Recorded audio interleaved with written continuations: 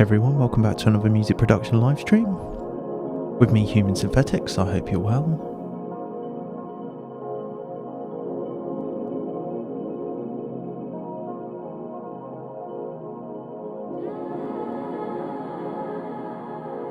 Future World Machines, how are we doing? Hope everyone's good, you've had a good week so far. These live streams come around really quickly every week. Seems like no sooner have I finished one, I'm doing another. And we're almost at the end of January as well, because I schedule them all in advance. Well in advance. You can see all that stuff under my live tab on YouTube, but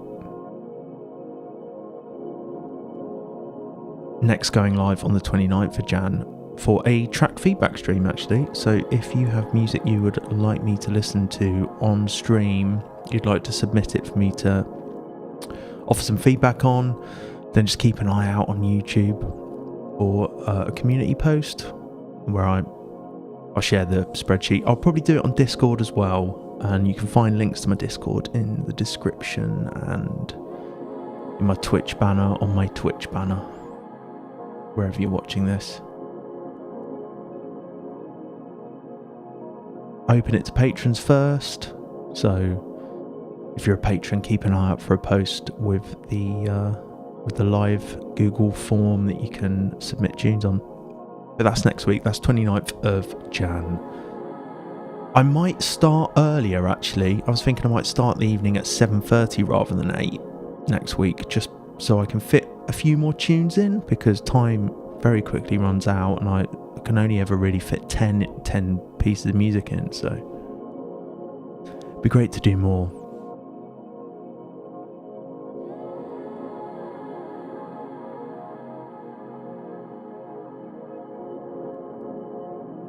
And talking of patrons, I'd just like to give a shout out and thank you to everyone who supports me on Patreon. I've got a few new names to read out as well, who signed up recently.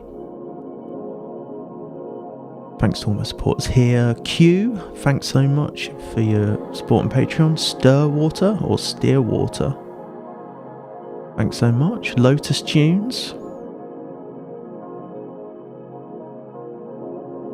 Egan Bioglo or Bioglu, thanks so much for your support on Patreon. Chris Moore Holland, thanks very much. Dave Wesley, good to have you on board, cheers. Ryan and Gavin Fox. I think I gave you a shout out last time, Gavin, but there's your name on the screen now. So thanks to everyone who supports me on Patreon. Really appreciate all of my supports there. If you're interested in all that stuff, all the links are in the description. I recently shared the dub techno instrument racks that I made on stream week before last. There's loads of things like bass presets, chop breaks, all that kind of stuff. Useful tools for your music production practice. I also share project files from time to time as well. Whatever I'm working on really that's going to be useful for you in your music potentially. All the details on that are in video description and on the Twitch banner and so forth. I've also opened up another one-to-one slot on there now as well, so I've got 3 slots per month. 2 out of 3 of them are full at the moment, but if you're interested in tuition or one-to-one, anything like that, all that stuff's on there. Cheers, thanks to all our patrons. So I don't really have a plan this evening as ever. Maybe it would help to give some context to what I'm working on, or what I have been working on recently, which is, well, last week we were doing some sound design. And this is the set I was working on. And do you know what? I it's probably worth talking about, but like, I found last week a real struggle. And I was chatting with my mate about it the day after. And you know, I think, and if you've watched me for a while, or you know my content, or any you've been following my streams for some time, you know, I'm keen to just show things as they happen, and like just the average day-to-day happenings of a of a music producer. And sometimes sessions don't go as you want them to, and things can be a bit sticky. And I think that that's happened to me more than once on stream. I'm reasonably used to it, but I did find it a struggle. I found it a struggle, but actually, do you know what? The kind of sounds that came out of it at the end when I went back and revisited the set, there was some pretty good stuff in there. So you can't always tell at the time.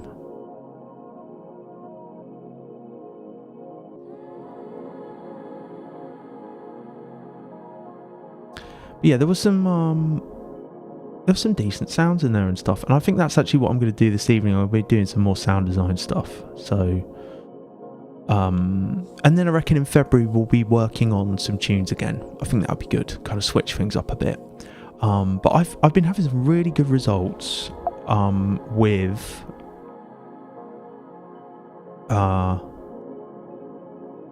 the Akai test tone, and with lots of plugins and stuff, and lots of distortion and stuff like that. So I thought this evening we could like make some instrument racks and just have some fun doing some sound design and experimenting a bit. Maybe do some break stuff as well. I loaded in a break last week that I never really did anything with. I just had it there for context, but it would be good to create some samples from that, record some samples and get them out of Ableton and into our sample libraries, which is what this is all about really. Things suddenly take on like a different they're different out of the context of when you got them in Ableton. I think when you're listening to them in a folder or something like that, I think you can get they suddenly have a different feel to them, or you can hear them differently. So yeah, just like I was I'll give you a demo of some of the stuff I've been working on, but I think the things that I got, these were some of the sounds that I actually made on stream last week, and now I've like kind of processed them. They're outside Ableton. I thought they're actually pretty good, they're not bad. Not that, it's just like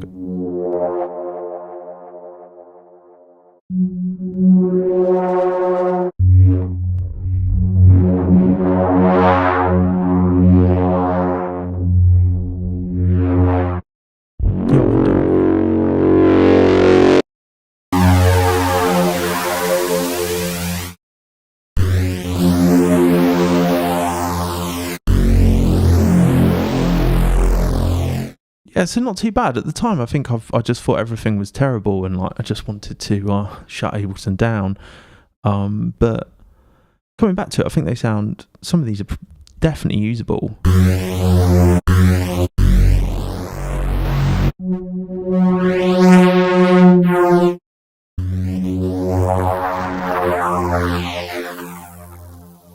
And there's some other bass stuff that I did as well. I think this might have been this morning.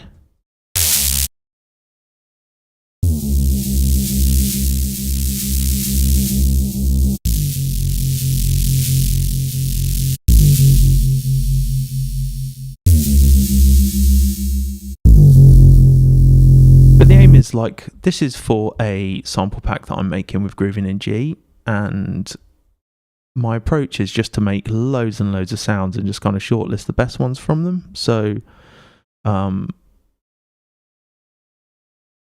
that's definitely the way to work. Just create way more than you're ever going to use, because they're not all going to be good. In fact, most of them won't be good. Most of them won't be any good. Endel, I don't actually have Serum. I don't have Serum. Hey, Edward. Find a selector. How are we doing? I'd messed around with Serum for a time. I had the trial and was like, I think I just decided I could.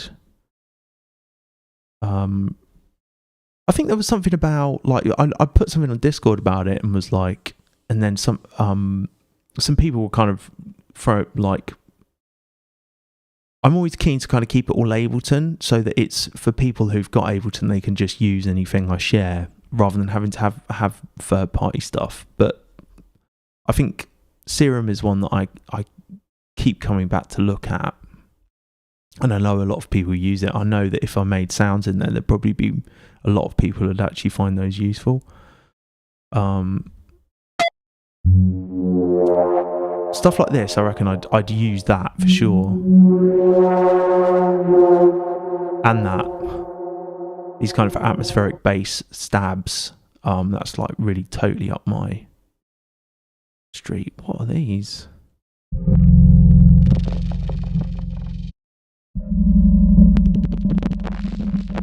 Kind of like weird effects and stuff. And atmospheres.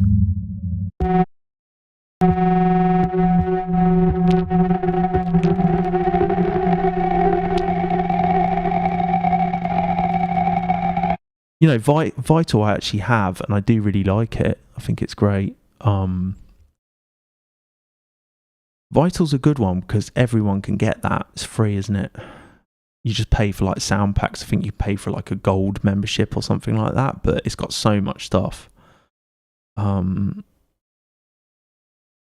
Yeah, so any samples I've not been sure what to do with, they just end up in like this in progress folder, and then eventually I'll come to sorting it out. We've got pads and everything, you know.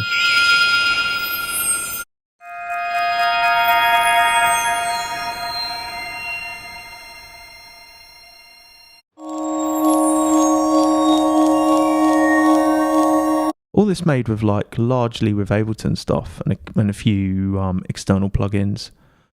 I do love the Soundtoys stuff, and I find myself leaning or reaching for that often. But let's see if we can do some bass stuff first, yeah? And then I'm going to jump into some breaks, I think. So I started making this like test tone, a rack, an instrument rack with the Akai test tone, which is... It's just a sample of, I think it's a C sharp 3. That's where it is in like the range of octaves, of pitches on the keyboard. So in like a MIDI clip, it's here, but C sharp, yeah. So there, and that's just, I think that just came with the Akai like preloaded, and was, I guess, a way to tune things or some kind of internal tuning thing. I'm sure someone would know and be able to offer like an explanation as to where it actually comes from. But it's actually a really kind of fun thing to just mess around, fun sample, because it's not perfect. You know, you can see it's like it's got some kind of character in the waveform, some idiosyncrasies, and it's got some artifacts as well. It sounds like it has anyway. But I've kind of put it in an instrument rack and detuned one of them slightly, and I think I'm going to recreate this now, like making something like this, because there's like refinements I want to add to it. So I'll just give you a flavour of like the of what it's like basically. I'll switch to here.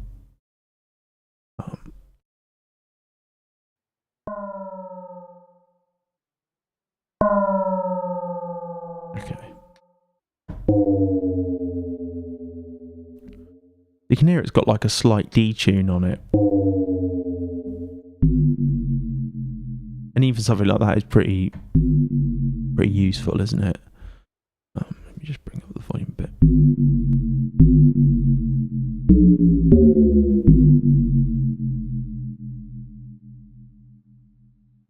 Okay, yeah. So I'm gonna recreate this now, and then there's the effects on it here.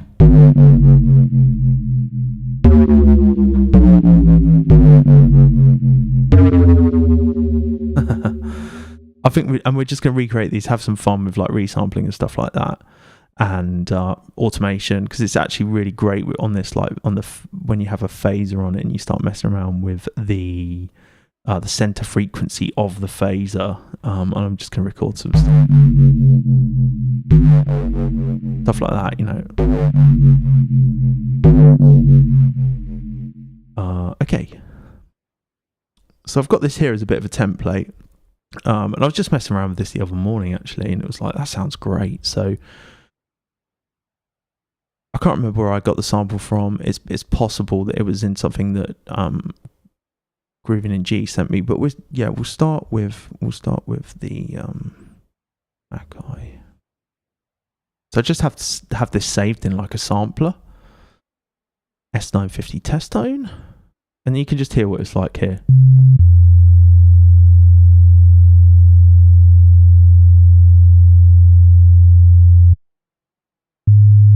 Vital is a good synth. Maybe some more sound design coming up with Vital then. I'll tell you what it's great for: pads and wavetable stuff. Hey, and Prince. Thanks, Future World Machines. Were they just there for synthesis? For people to synthesize their own tones with, or synthesize their own patches with? Is that why they were preloaded with it? Okay, it's a nice test tone. You can hear it kind of phases or like wobbles a bit here. Pitch it up.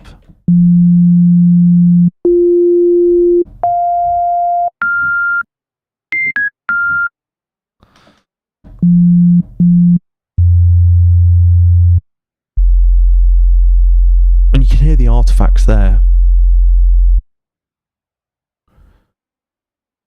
If I bring in an EQ, we can probably see them. There's something here, isn't there?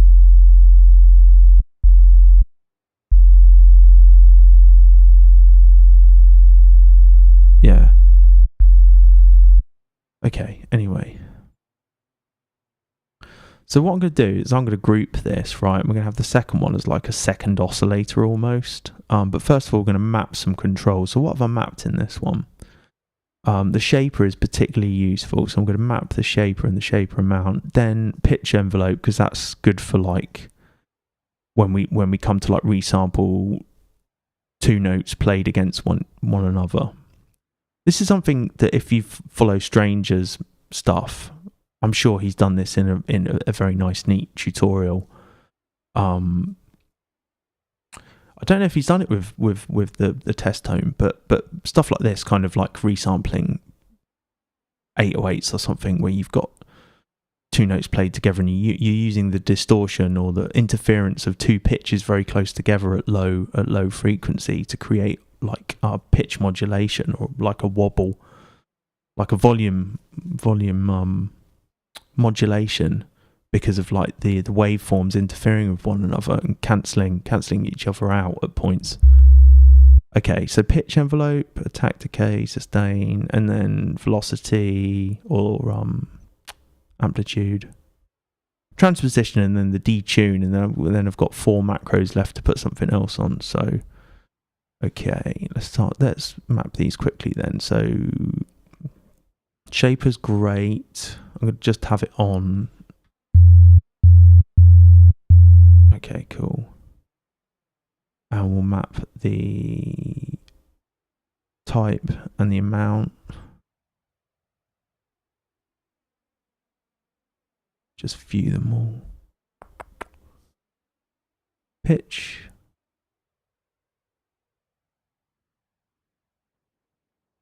So none of this is like set in stone, and whenever you're mapping macros, I would definitely encourage you to just experiment, make loads and loads of racks, and over time, I've found that if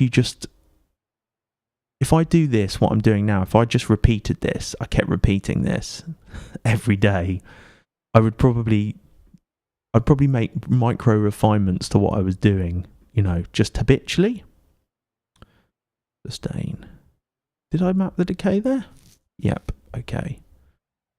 And that's exactly what I did when I was like kind of learning how I like to chop breaks. Was I just kind of chopped a different break every day. My breakbeat origin story. Okay, we're going to move over to the global section, to the envelope, the amplitude envelope, and we'll map attack, decay, sustain, and did I do release? And release. Okay, now we'll do the tuning. Yeah. In fact, we want to leave this off, right? Because we only want to detune the second one. So let's duplicate that now, right? We won't change. I'm just going to bring these down a notch in volume -6, right? Because we've got two of the same sample playing. Okay.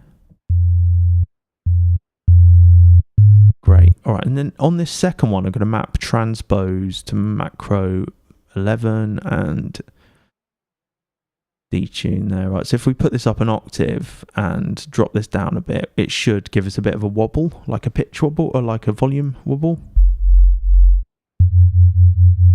Nice.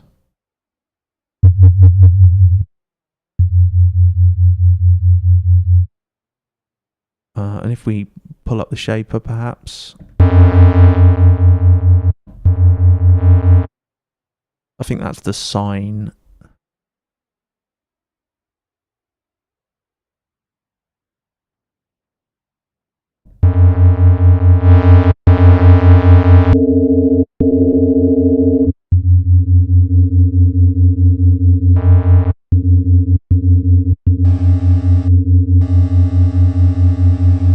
Okay, let's pull in some.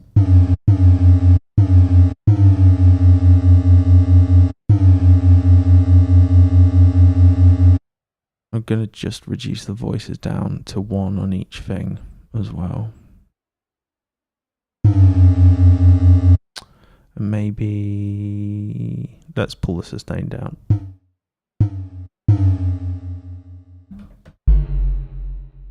Sounds a bit.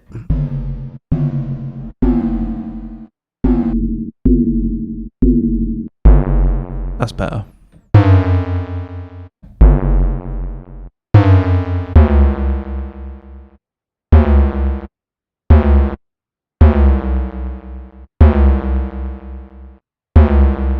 Alright, okay, we'll keep going because I'm just going to compare it with the one that I made. That sounds great, doesn't it?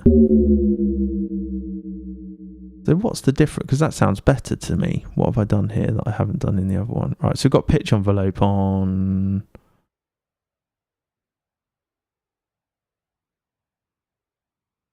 It does, doesn't it? Doesn't that one sound better?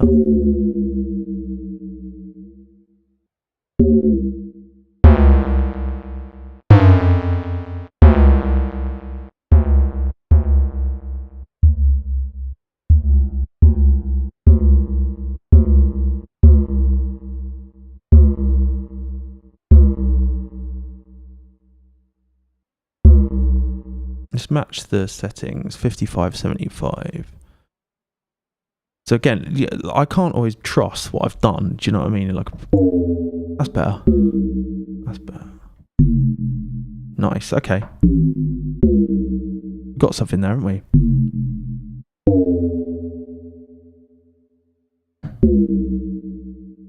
Find a selector. Yeah, nice to have you on. I know everyone's schedule is different. You know, people can't always make 8 o'clock on a Wednesday.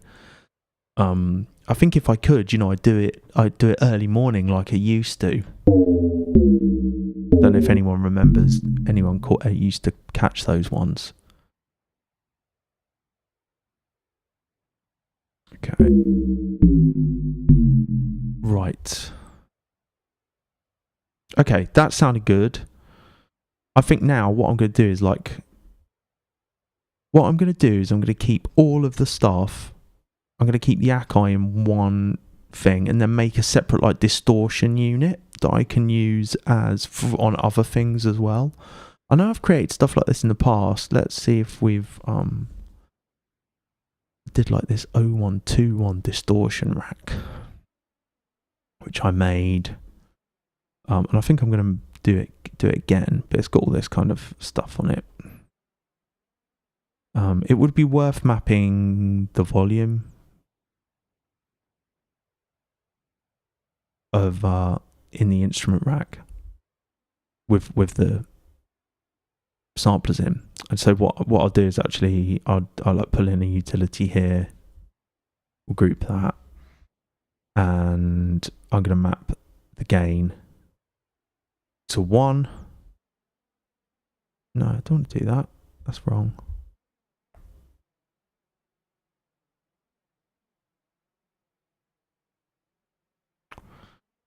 yeah, no, I think I know what I need to do. Yeah, we have to do it. We'll have to do it in both. I'm gonna scrap that. Right. Let's do it here. I don't know if that seems the best way to me. I reckon actually on the chain volumes, because we've got more resolution here than we have here. It's already at -12, so okay, that feels better.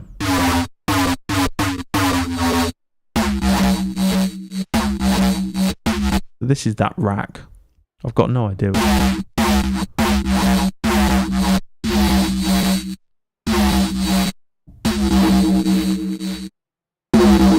I think we could do better than this. Get rid of this utility. This is sounding decent.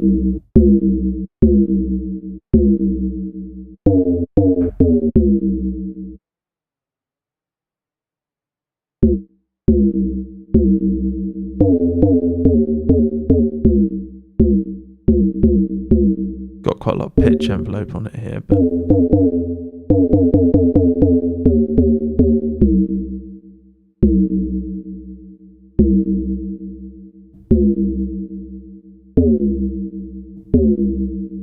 you'll get more attack with like a pitch envelope.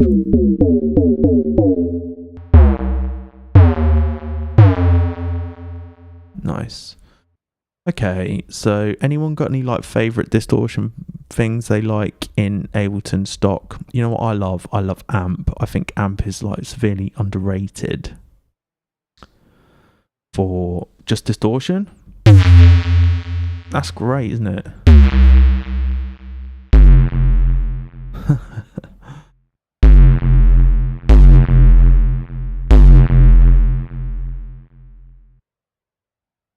Thanks, Future World Machines. I will do. I think like what we'll make a rack first, and then we'll go to town like performing with it. Yeah. Okay. All right. Maybe I'll just set up like, you know. What you find is like different pitches work. They work differently, and I think it's worth recording at those pitches because they're not going to necessarily transpose in the same way if you just sample like a C and then put it up to an E flat or a D sharp here.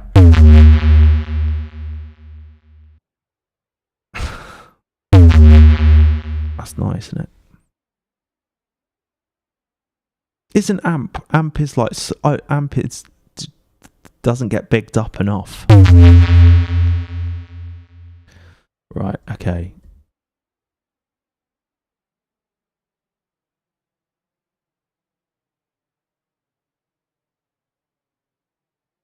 I'm not going to worry about, right, for part of me was like, do I need to make sure I note the key, I note the pitch of everything I resample, but if there's a sound that I really like, I'll just drag it into Ableton and work out the tuning later. So, yeah. Okay, right, so we'll just record this quickly. Yeah.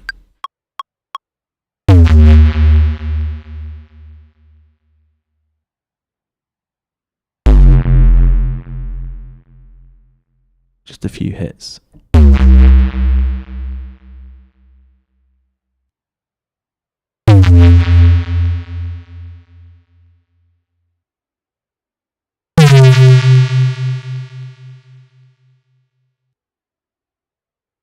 Great, okay.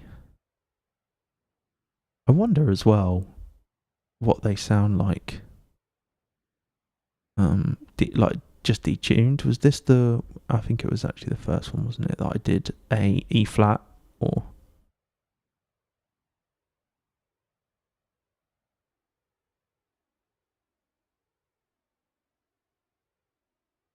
No, I'm just going to test out what this. You know, I want to hear what it sounds like when I drop this down now. Okay, not there. Yeah. Hey, Jarson. Long time no see. How you been?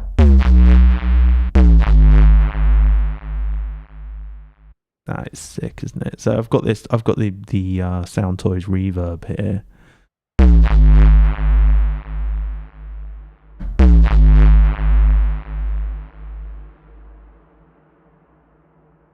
pretty good. Pretty awesome, that is. So that's the flat that's been pitched down to an F below.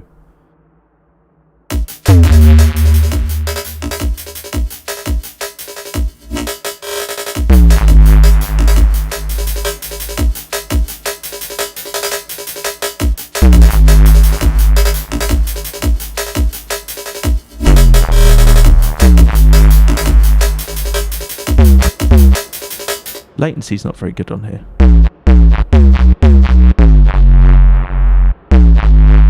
Alright. Right, let's keep going then.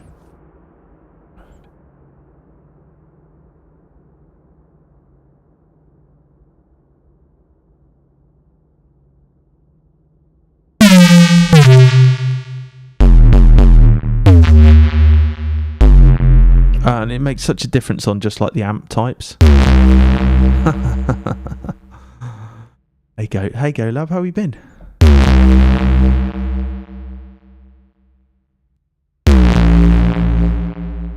I feel like amp has just got so much in it. It's quite nice. The tone shaping in it makes a huge difference. Love it. All right. I'm going to stick to what I know or what I'm comfortable with for the time being. Right, so in phaser, I feel like I'm going to drop the notches to 1. I'm going to turn the amount to 0, open up the extended controls, the phase at 0 because I don't want it to be moving around the stereo field. Up the feedback a bit, 50% or something. Drop the spread. And what I really want to do is map the center to a macro. I can just do it here, right? And I have to be just where it. I mean, we could just slam it. Right, now let's automate that.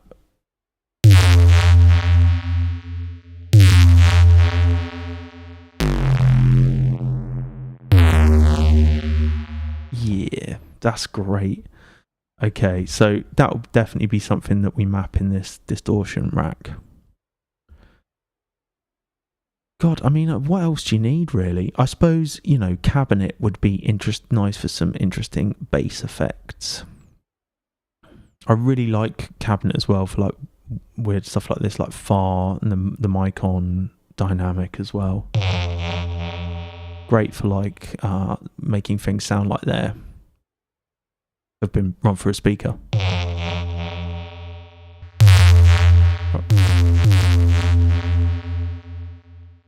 So,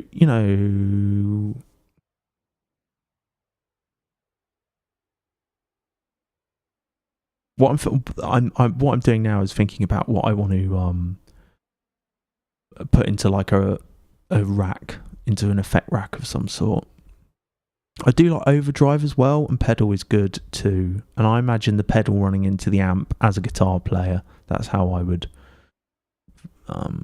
imagine the signal chain. And pedal adds a lot of extra timbre too, and then we'll overdrive it afterwards, but maybe before the phaser.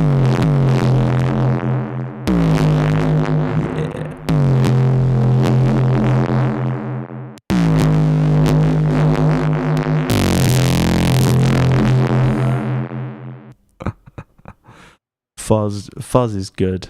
Sub on as well.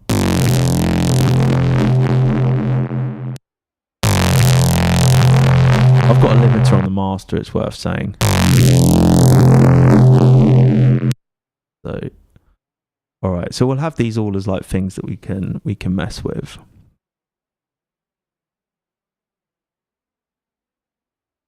Saturator as well.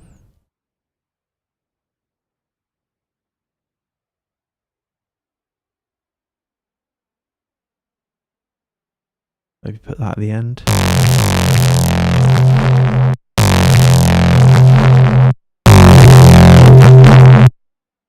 Yep, sorry Ableton. And a utility right at the end as well, yeah. Let's drop. I'm not observing gain staging here.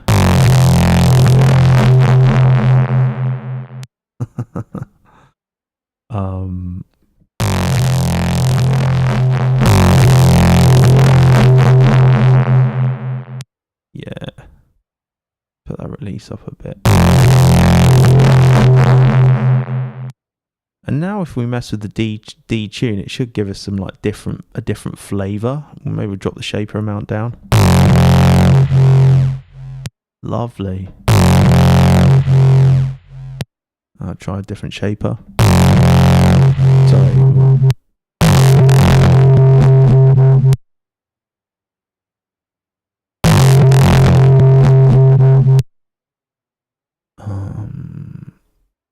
Pull up that decay a bit.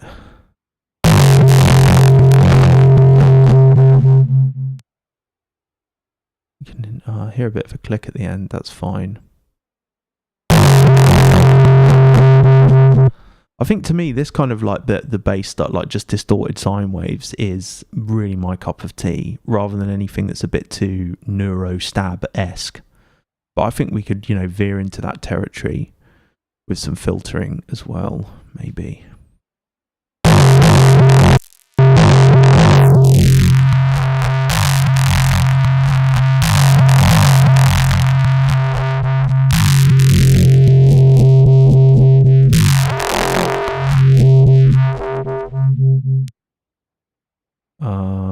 Maybe a filter rack is like a second thing.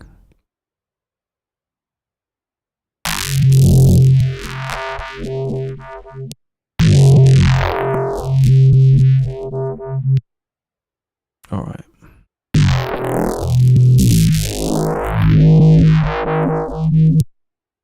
Future World Machines, I'm sorry if there's anything good I'm missing. We're getting there. Okay. Right, this is what we're going to work with for now.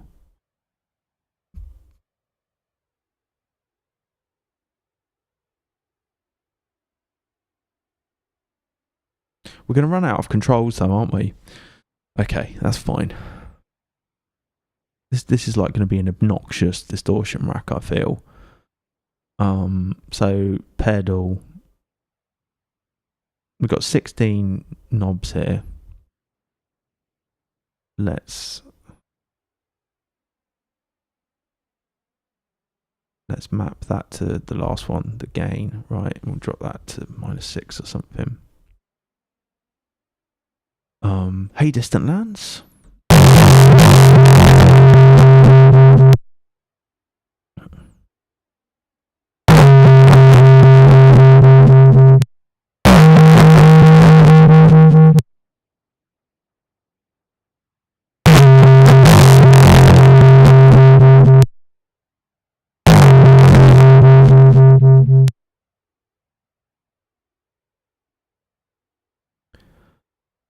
I am weighing up what to map here, because like when you map one thing, you can't map another.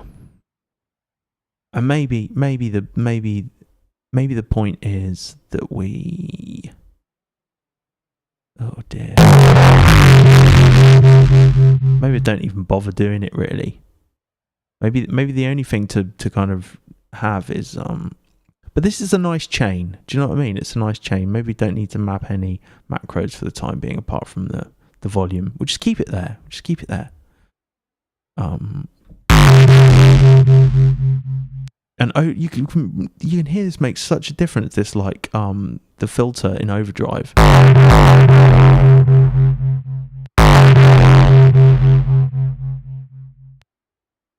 And we've got like the wobble going on.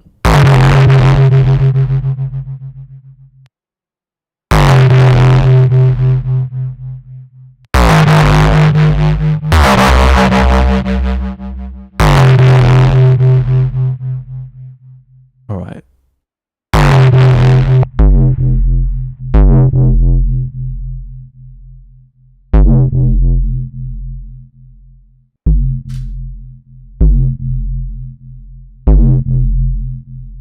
That's quite nice. I think I'm just going to start resampling in a sec, you know.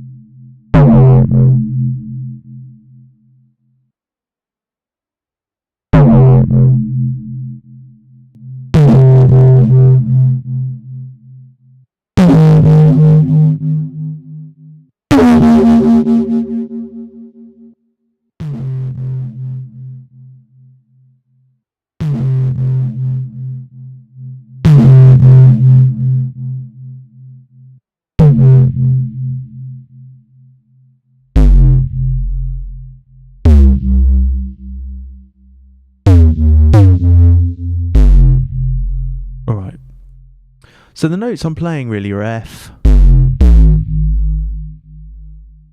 A flat or G sharp, C, E flat or D sharp, and they're just kind of got the notes around the F minor scale, because moving those up or down in the sampler will kind of be totally fine if for resampling and using them in tunes, I think.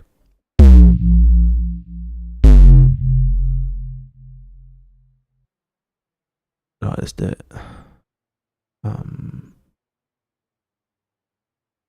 What I'm thinking actually, right, before I do this, like the logic behind the way I'm working at the moment, for definite, like, I think there's something about like finding your favourite effects chains and finding the things you like to put and what order you want to put them, and what things that the parameters that you change that are really, give you the most kind of sound variety, or the variety of sounds. And this only comes with like just doing stuff like this quite a lot. Okay, so actually, I'm not going to mark that. So what I've done here is I've MIDI mapped the center frequency on the phaser flanger. Now, if I'm right, like the spread is just how narrow the center is, either up or down.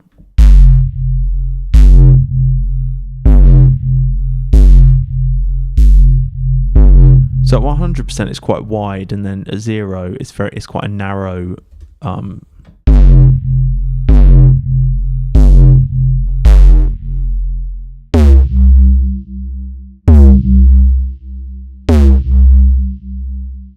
Try turning the feedback up.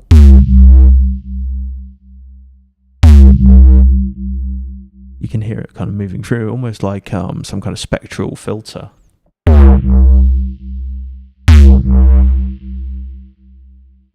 That's cool. Right, we need to get resampling now. Okay, so we've just got this resampling channel. Just make sure we're both armed to record those. We'll just go for it.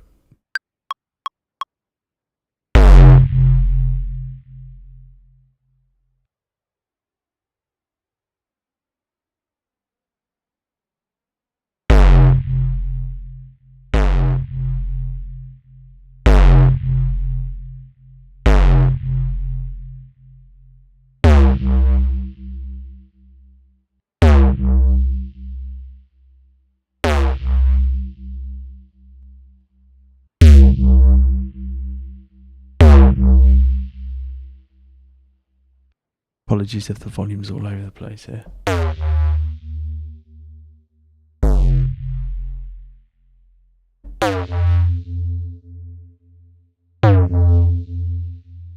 Right, I want a bit more sustain on this. Make that a bit bigger maybe on the overdrive. Have a bit of sustain on the amplitude envelope in sampler.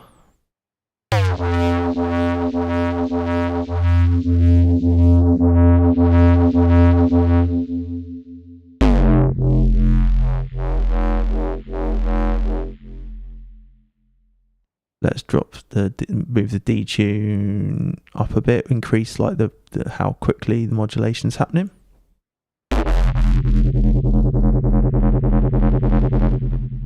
Maybe a bit quick there, -10.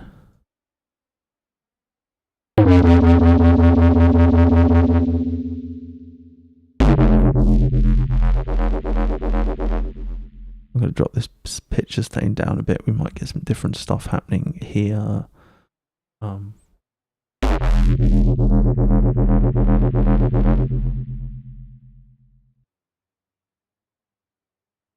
It's a bit too like wobbly.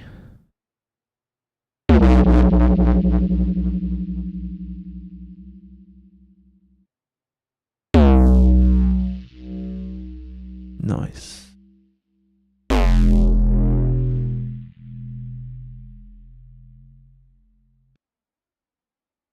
Detune that.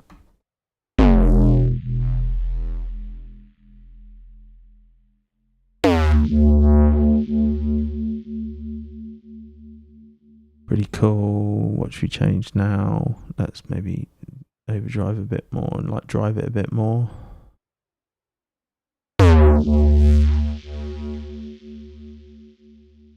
Nice. Gonna increase that pitch decay here.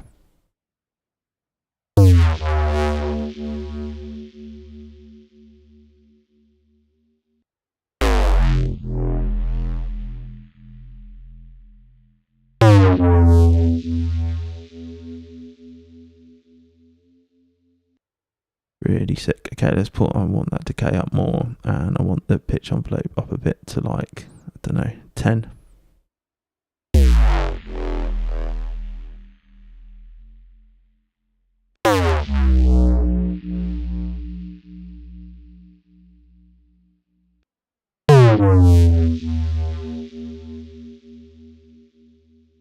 Well, we got this shaper on as well. Let's have a look.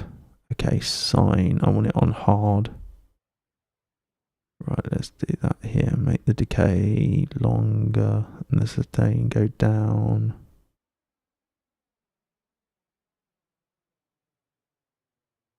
Yep, that's good.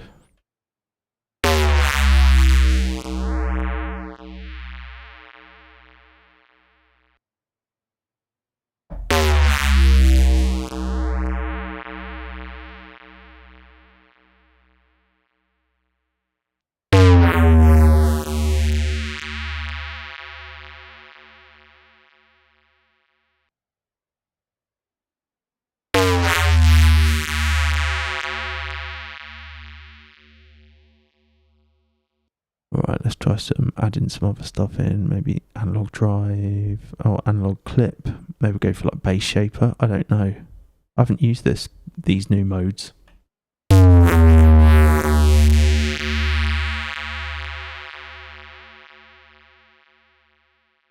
Sick.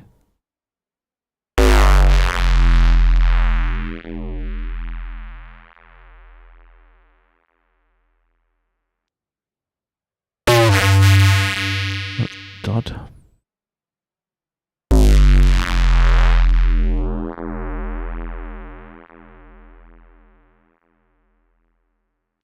Do some more pitch envelope, maybe increase the hard amount and bring the sustain up somewhat, yeah.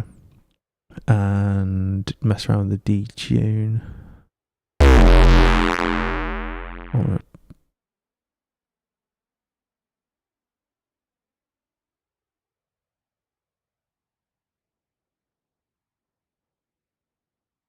Change the mode on the amp.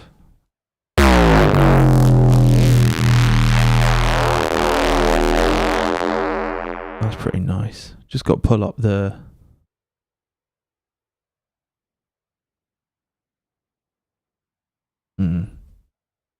Okay.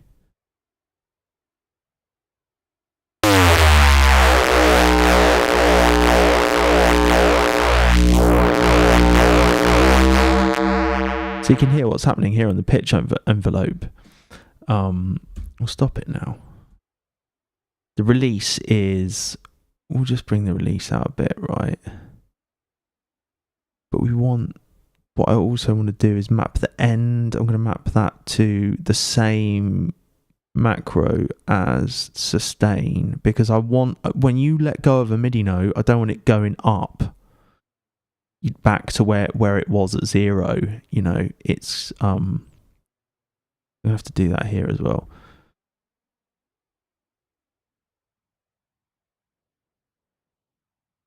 Yep. Okay, cool. So...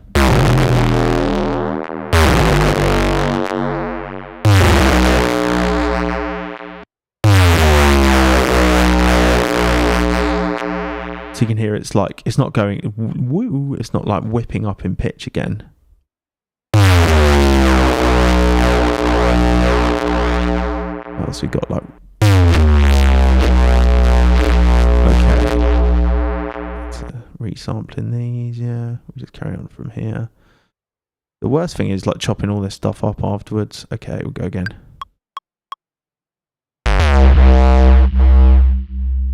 In there.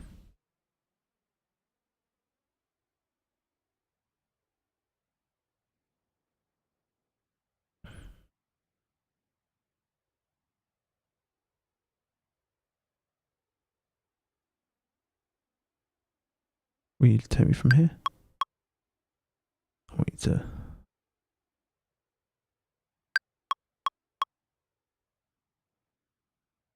I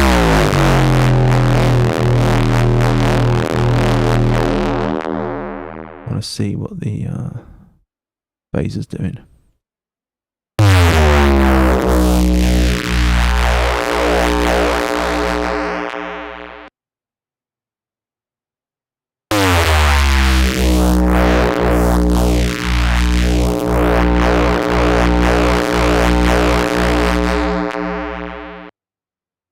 Thanks, Edward.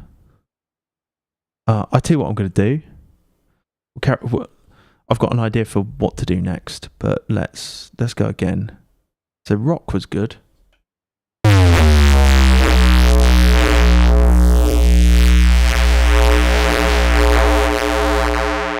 There's like a sweet spot on the phaser.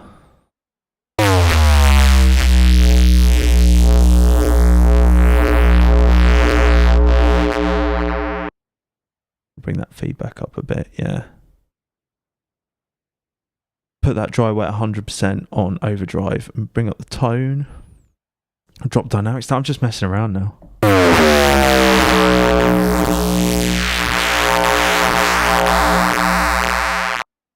Maybe drop that down a bit.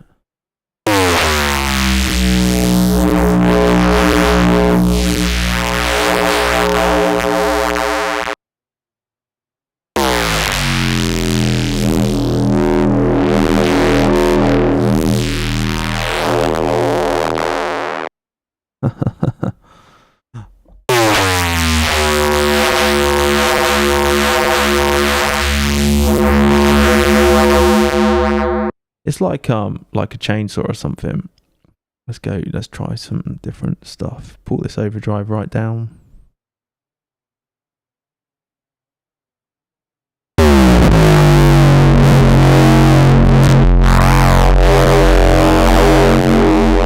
I kind of want it a bit thinner than that, if you know.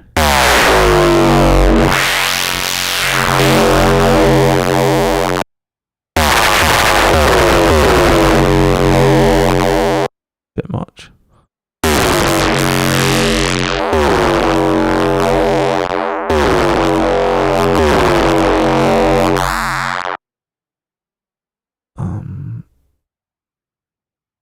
Bass is quite cool, I think. Maybe we'll introduce some more distortion.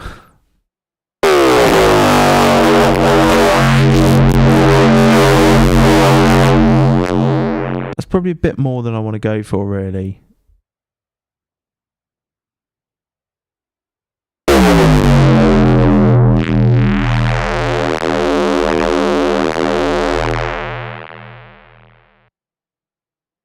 Let's change. Bass shaper was cool. Maybe we could change the dry wet, drop that down a bit.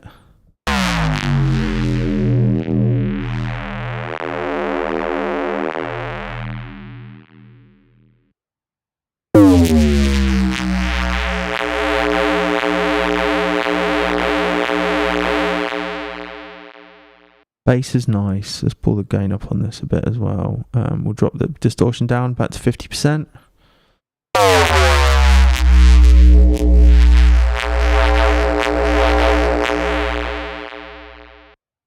My volume is a bit insane. I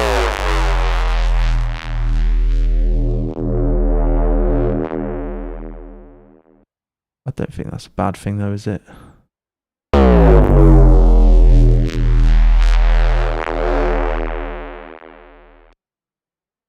And turn that overdrive off.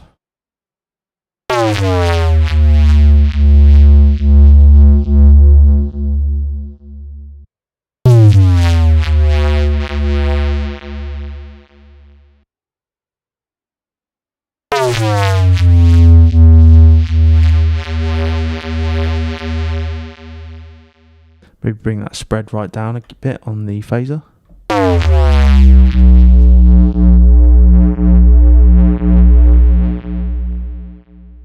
Bring it up a bit. Can't really hear the difference, can you? Bring that feedback. Try it from here.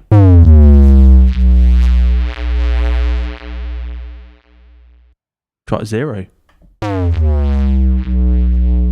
It's just the delay. I think it introduces like a delay. That's kind of how phaser works.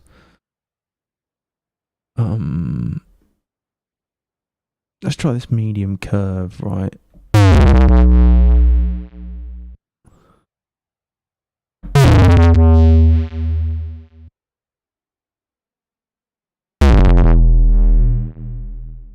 Bit of a wibble. Can't tell if that's the... Yeah. That's this.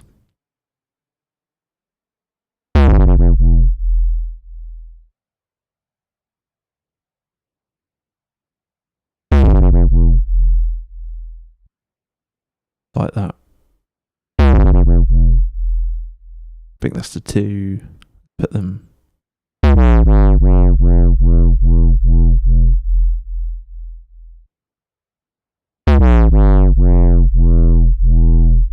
Just messing with the detune knob now. Let's pull that decay out. Let's drop the pitch right down. Yeah.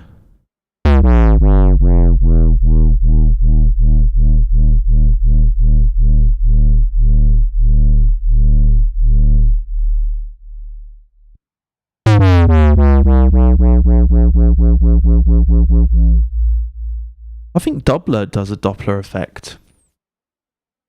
Does it not? Okay, we've got some pretty tasty bass, resample bass things here now. This chain is working really well. I don't think everything works well in series, if you know what I mean. It quickly just ends up becoming like chainsaw noise if you're not careful.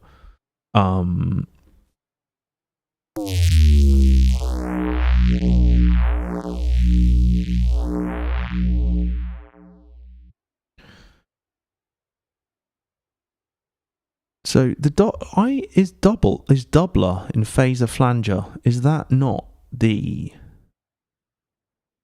what you're talking about?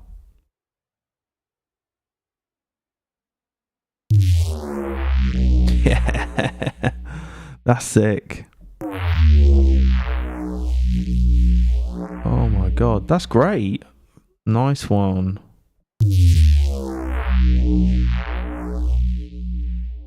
That's almost better, isn't it?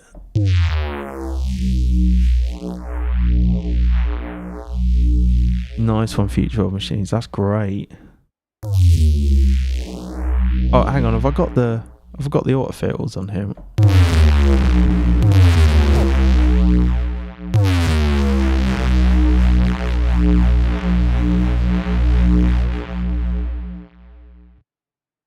Okay. And the rate changes how quickly it's kind of moving up and down, yeah?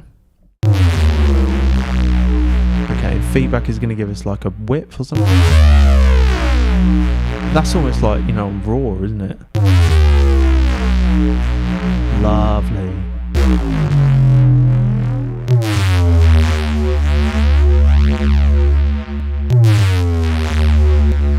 That is amazing.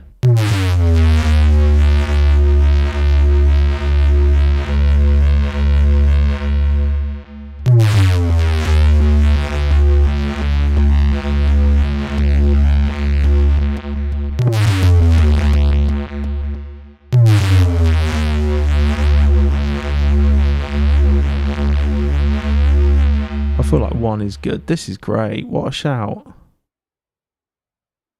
Sometimes I feel like I just don't know anything.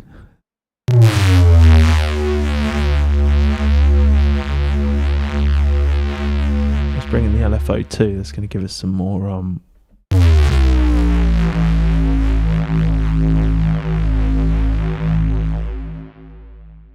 awesome.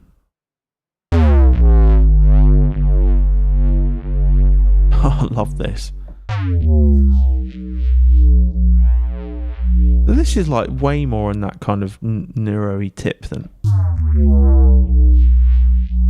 I was getting with just like Wavetable last week, but that's probably my incompetence.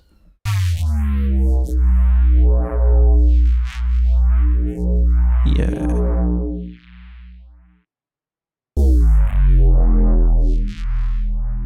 This is lovely.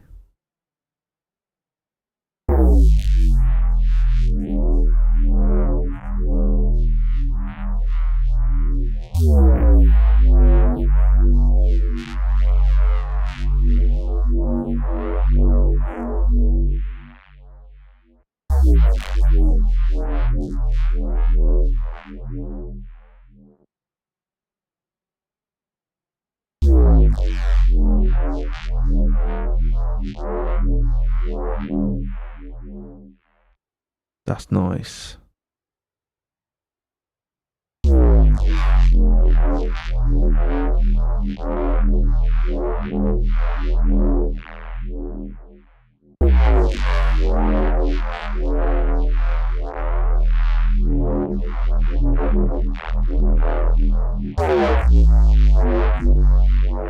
That sounds awesome.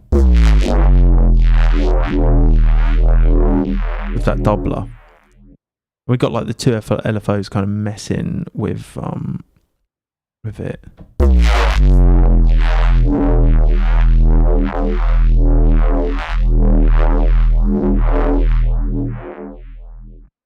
Yeah, if we had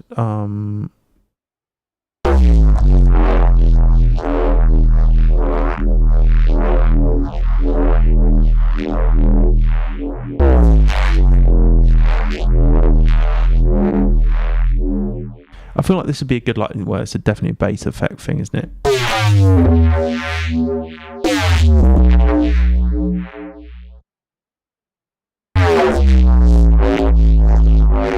Maybe if we had no pitch envelope on as well.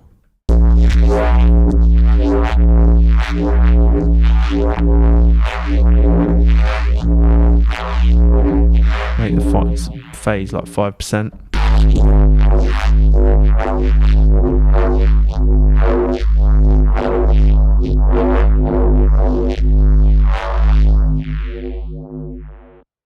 Bring in some LFOs.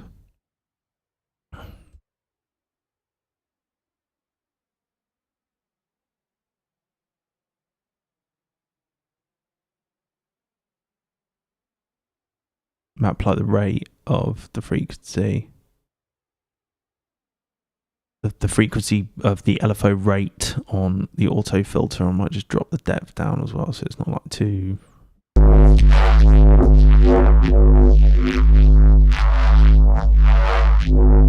Have it like a random or random with smooth up at high.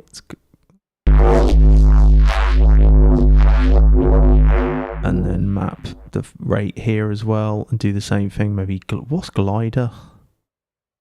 Just okay. It's similar to what you get when you just do random with smooth.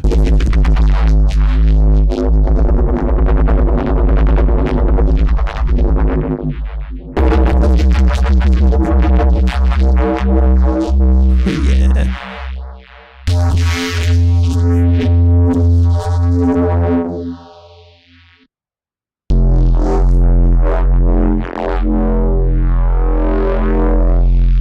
Right, let's resample some more, yeah. Go from here.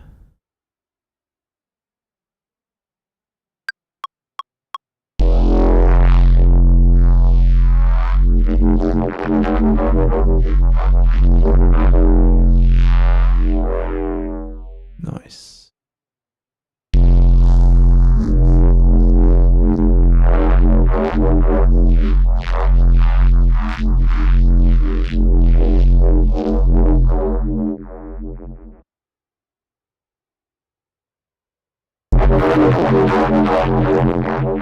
Right. Boost, just blues again.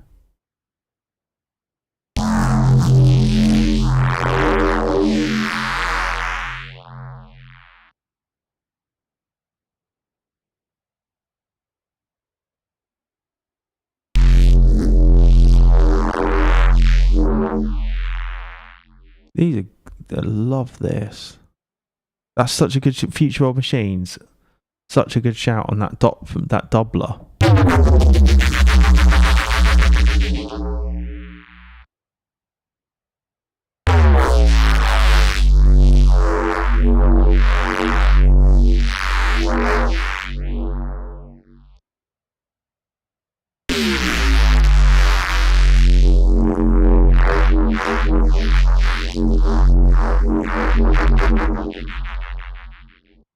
Okay, maybe you could turn the amp off and just bring in some pedal. I don't know. I like the mid at the top here. Let's just boost that a bit and maybe turn the gain up a bit on overdrive or something.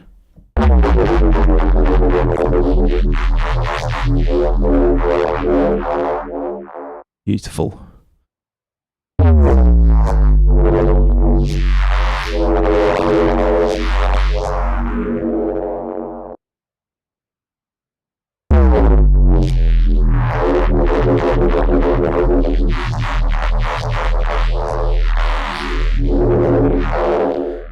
What might give an actual true like Doppler effect? You mean something where it's like kind of the pitch, maybe not like the pitch auto shift, not auto shift, what's it called, shifter? You mean actually like as in, you know, when a siren goes past?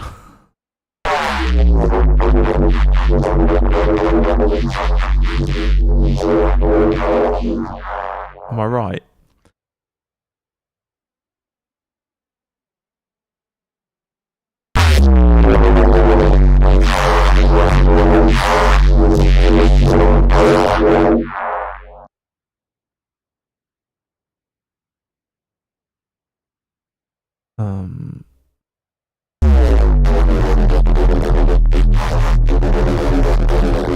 I like that less. I think it worked better afterwards, didn't it?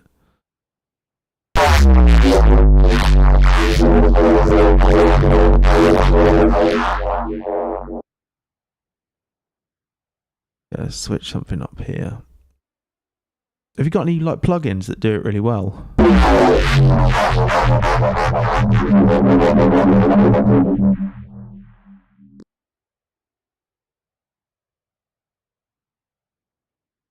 I'm putting making the decay quite long on this pitch envelope and put it up quite high.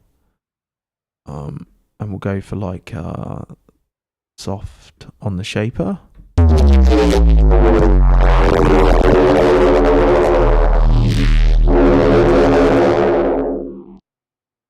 Very nice. Drive this overdrive a bit more.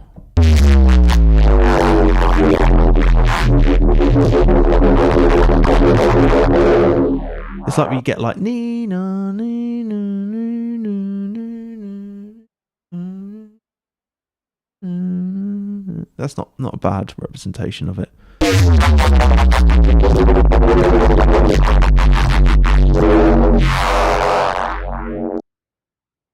Okay, well, we've got some pretty good. Enjoying this chain a lot.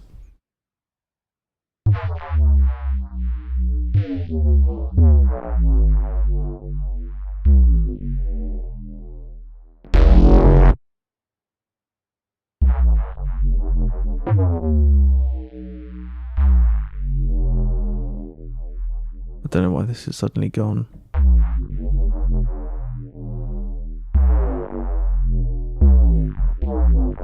What's happened?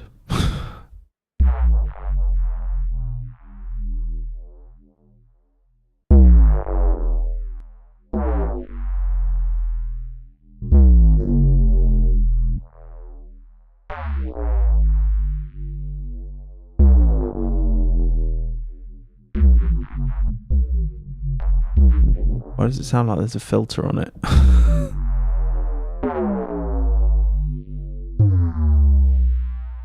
What? Alright, let's see if we can get that look, you talk about shifter might be. I wonder if there might just be like a Doppler effect.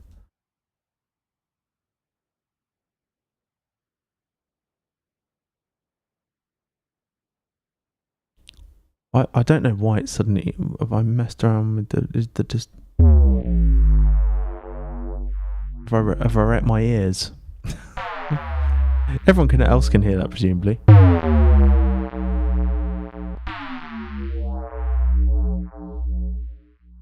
What has happened?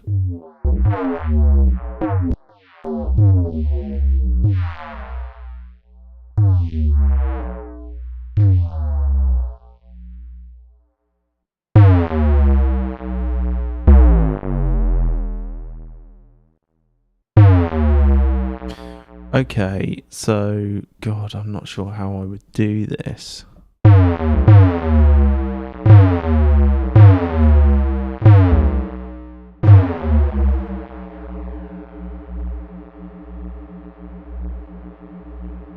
I guess it would be like a saw down.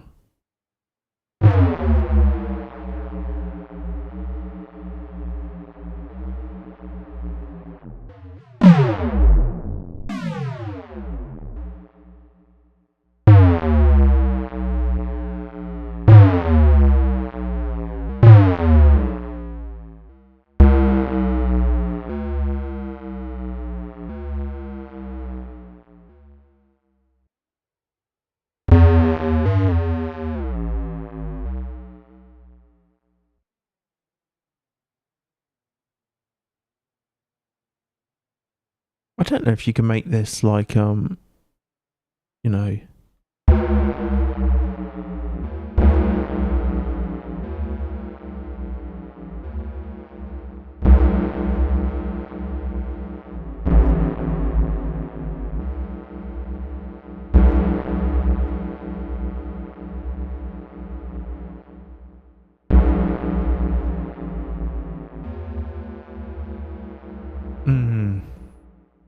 Might have to come back to that one. Might have to ponder that for a bit. Future World Machines. You might have to like, if you got any like examples of real world audio examples of that,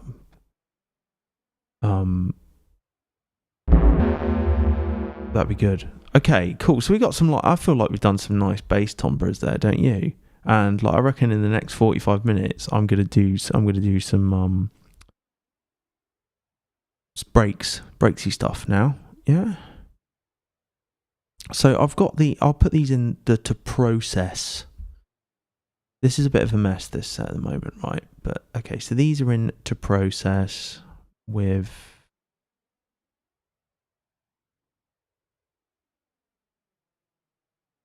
the MIDI can stay there. Along with the some bass notes I made, the other. These are on stream too.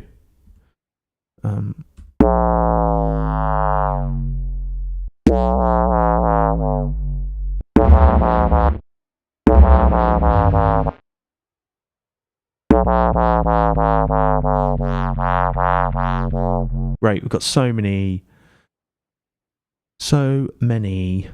bass notes here. I'm not going to chop them and save them now, but like the way I would do it is just, it's a painstaking process actually. But you have to, here's best. You have to, go in. I turn quantization off, right? And then, I go, any that are kind of worth shortlisting, I go and chop them up like that. And then I delete the ones that are rubbish. And then I have to go up and do all of this, right? But it's a bit of a Zen-like task, okay. And then you right click, Command J to consolidate. And then if you right click show in Finder, everyone that you've consolidated will be at the top. You can kind of see them in time and date order. And then you can just copy and paste them to wherever you want to like to your own sample pack. So, okay. So I was messing around with this on stream before, and this is the break that featured in my. I did a couple of videos on this, the chopping a break slice by slice to the Amigo, and also a video about snapback, both within the context of this break. So I've got Amigo here. Let's just. I've already put some stuff on it. Okay, so. Essentially, I went in and kind of messed with I've turned stretch on, I've turned PCH on, and I've messed around with the phase a little bit, and as well as the cycle. And let's give it a listen.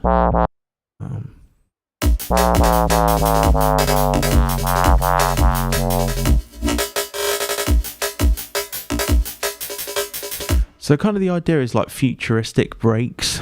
I guess futuristic cybernetic breaks, but I want them to sound good. I don't want them just to that's the wrong word. I want them to sound like really punchy and tight and stuff. I don't want them to just necessarily like really glitchy. So that already sounds pretty on the money, I think. Like if you turn the phase off and we've got the sample rate max here.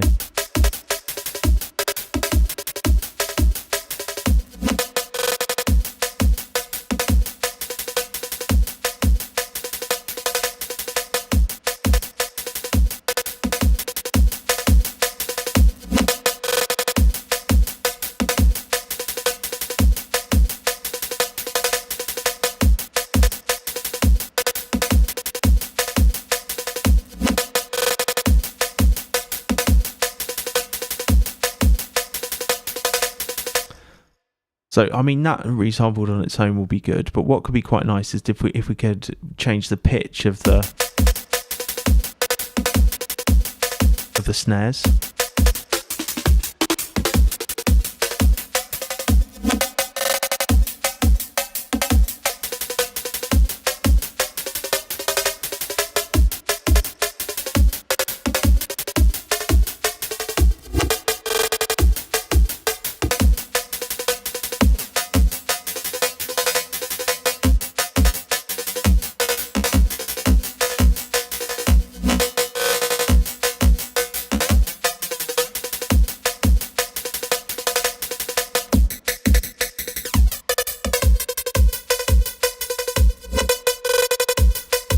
Cool. All right. So yeah, I reckon that phase could be something that we could automate just on the hits here on the.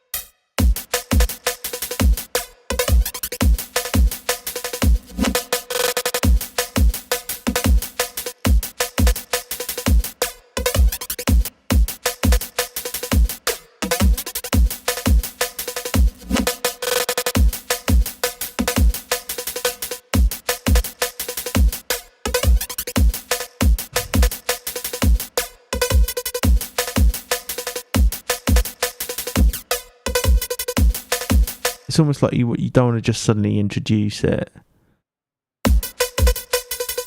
So I think at like 17.5 or something, it was sounding pretty 17.2.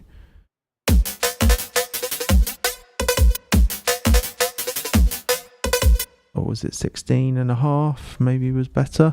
Because I want to I want to do some Sully-esque kind of stuff here. That could be cool.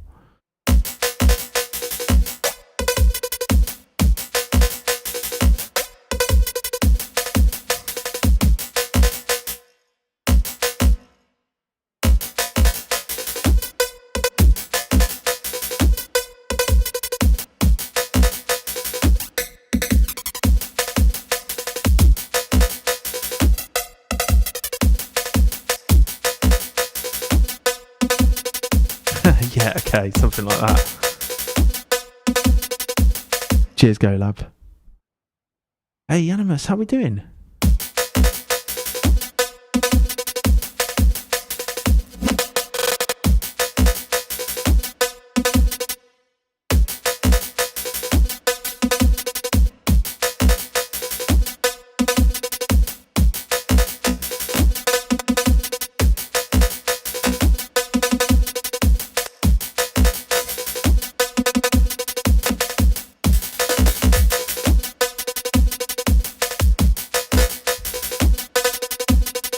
Yeah, okay. It's not like very.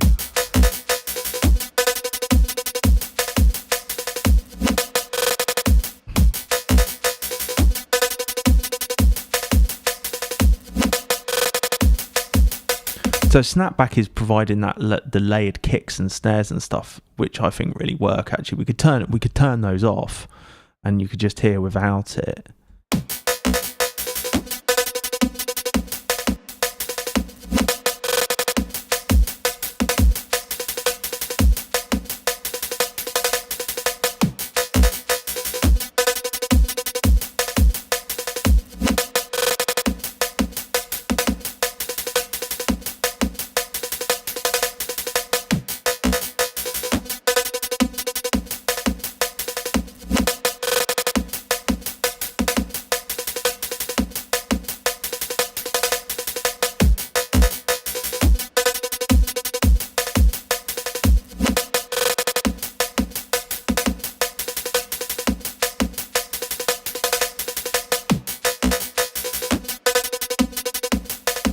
All right, yeah.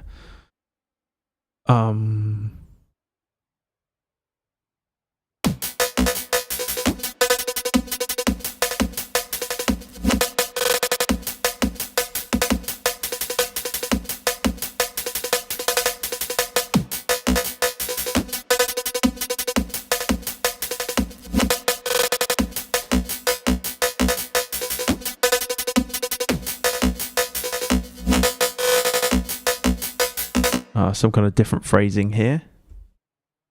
So we'll just drop it right down and just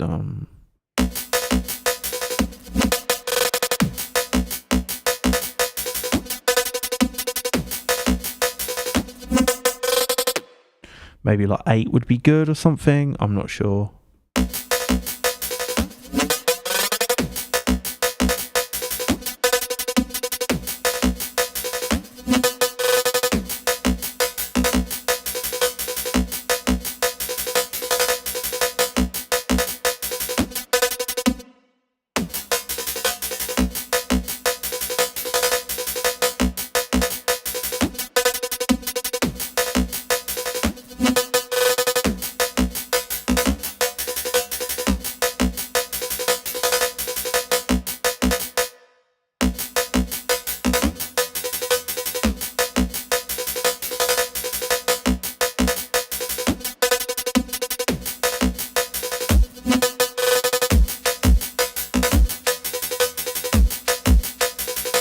Yo, Daniel.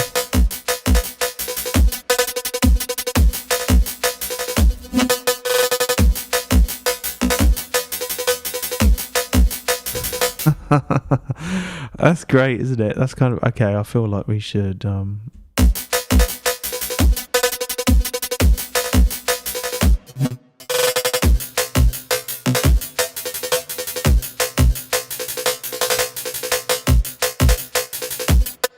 the reverb's making quite a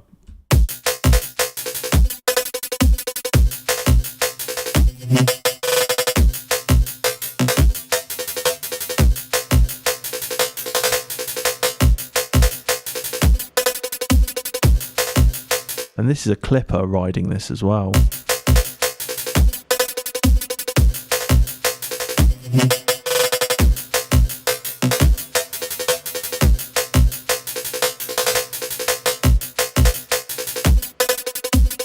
So this increases like the increases the loudness without messing with the dynamic range too much.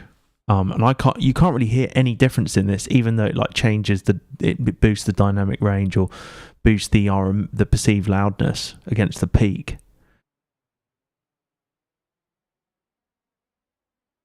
Hey, Blackfly.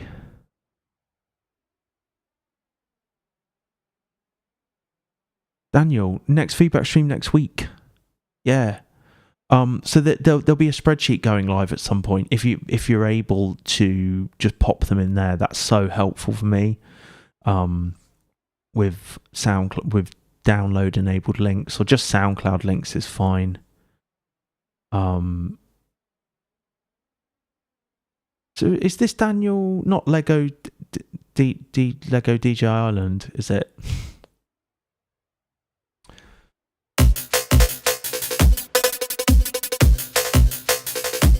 So you can see the clipper here, right? Without it, look at the difference between the peak and the RMS, the bright green.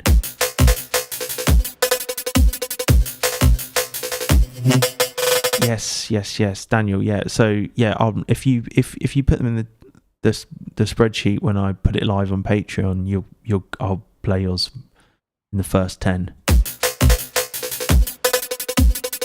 for sure.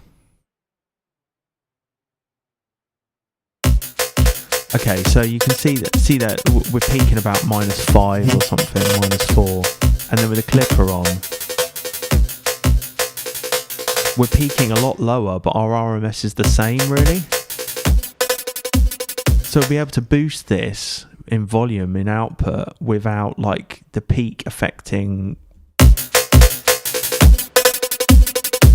So if I turn this now, it's a chance it might trigger the clipper on the master. Okay, but I've got to boost this 5.9 dB as well, right? Because So this is a great little plugin by GM Audio, a Max for Live device, Clipper, and there's Clipper 2.6 now, but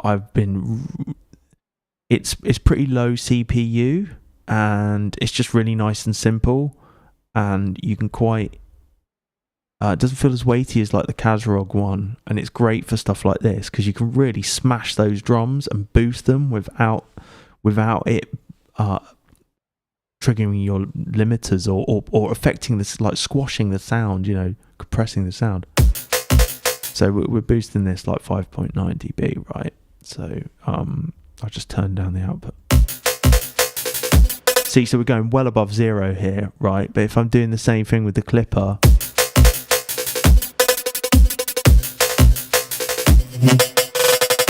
and you tell me which is louder.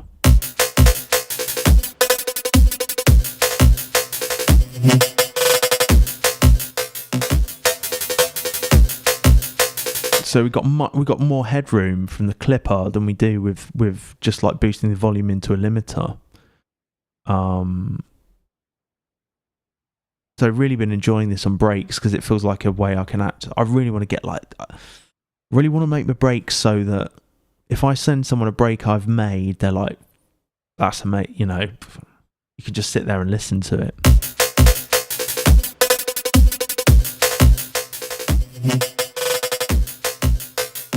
And even changing the reflections, the reverb type here is going to dramatically alter the break feeling, I feel.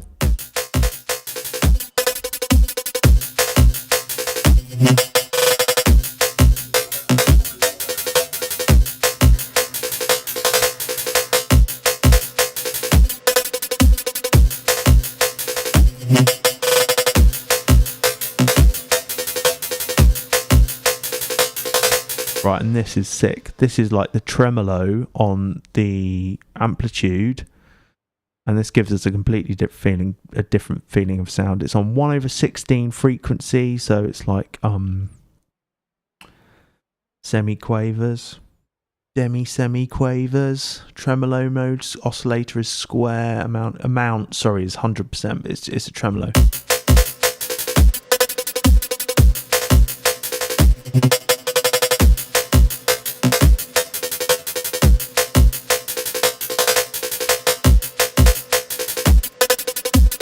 So this is all in Amigo, this one, Daniel. It's I've got the stretch on, PCH on, cycle 1,000 length to, these are stock, these are as it comes. It's the phase is being automated.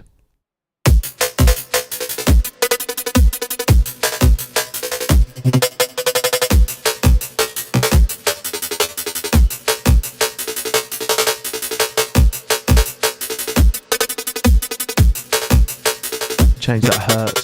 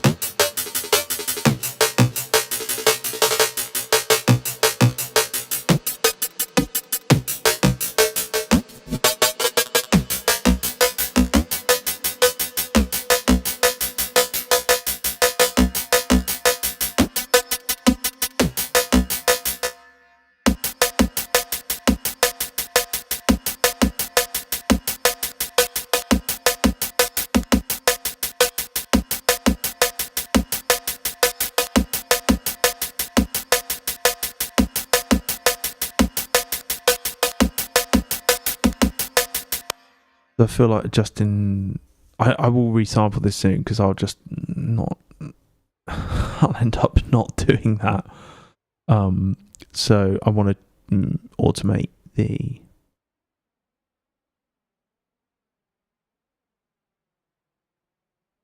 LFO amount here, right?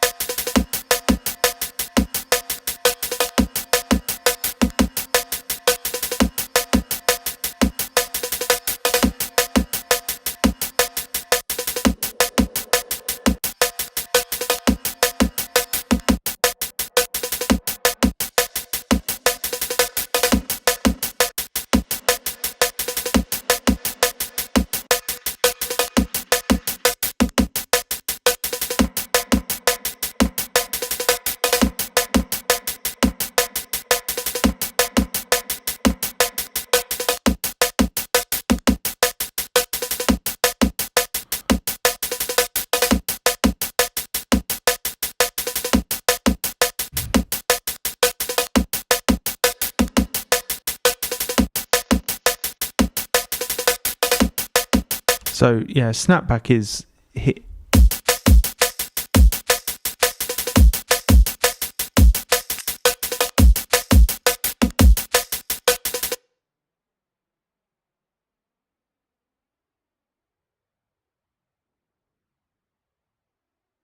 So the break in question here is the shack up. Oh, it says here. So okay, so I like what's going on with this one.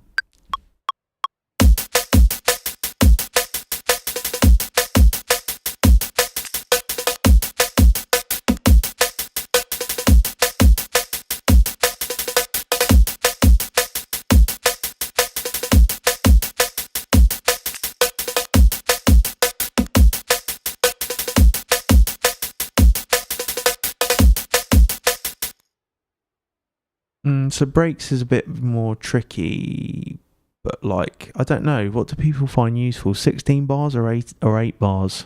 What are we saying? I feel like 16 bars is good, but it's a bit long, isn't it?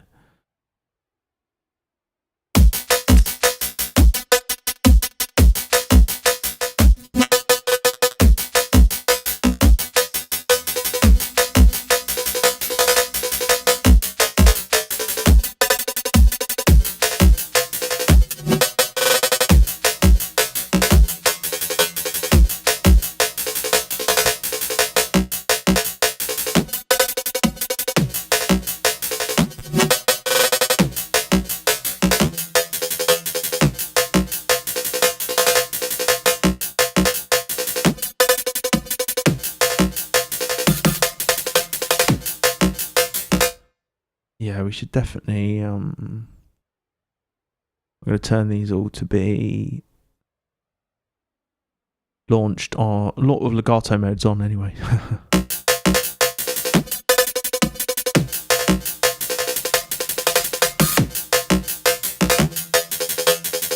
4 to 8. Yeah, let's do 8 then.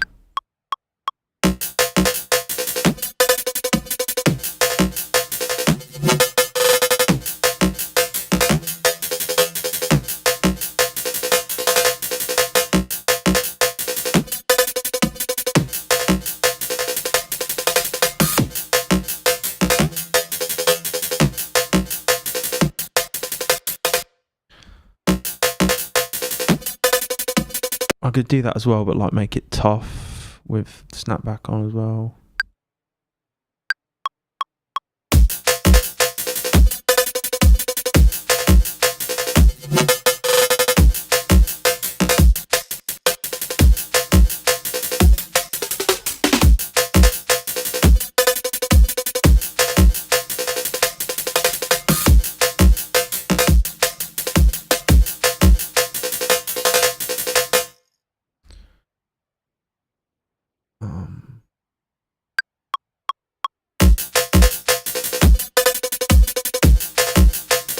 Yeah. Good shout.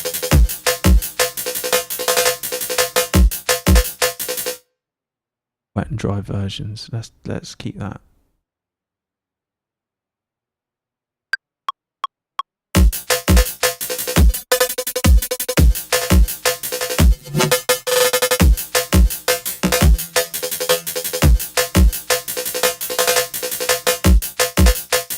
What I'll probably need to do is just come up with a bit of a process for doing this.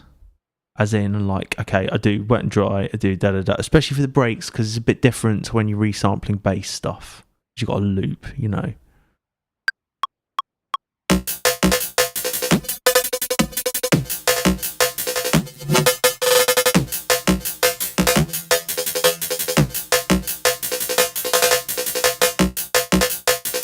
I think it sounds pretty futuristic though, doesn't it? It sounds like Slipmat, the Slipmat tune.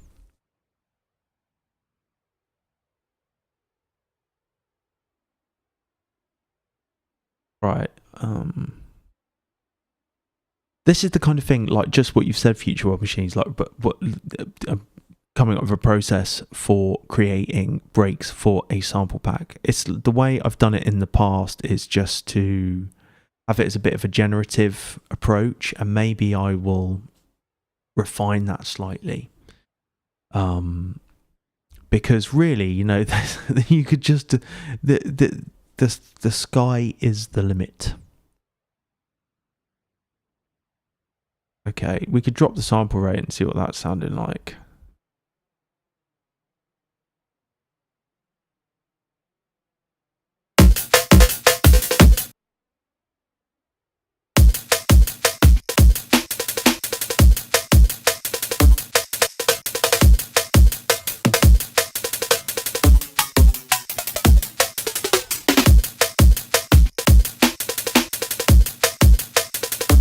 That sounds pretty good, doesn't it?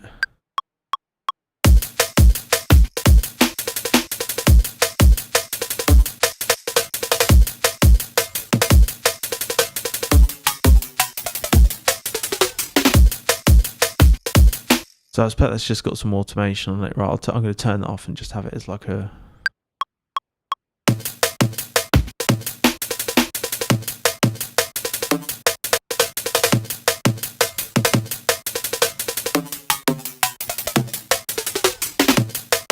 Grace, how are we doing? Nice, okay.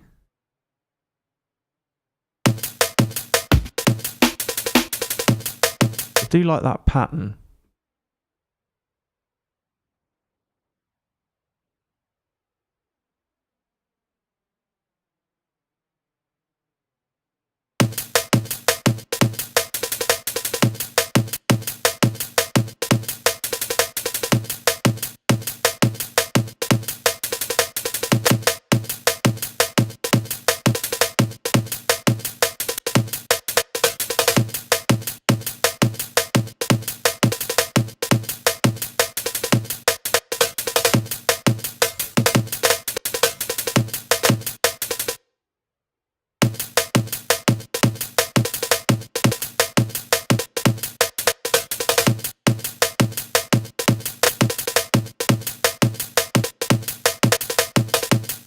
Yes.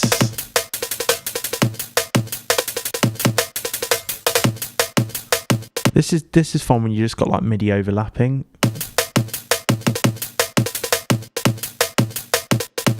Thanks, Rach. I'm gonna snap back as well.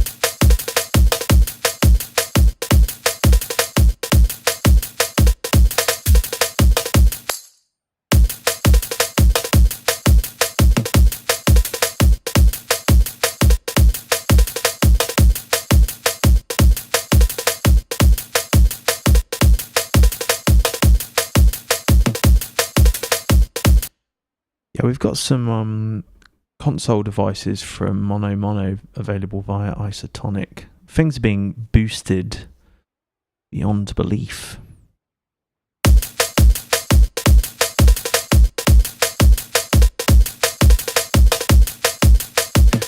Quite amazing what it sounds like without the stretch on.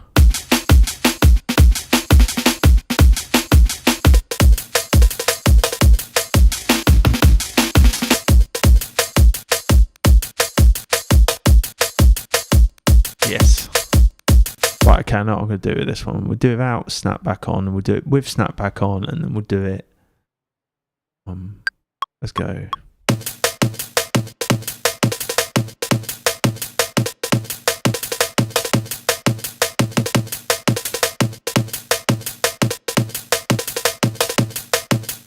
I want it dry. I want it completely dry.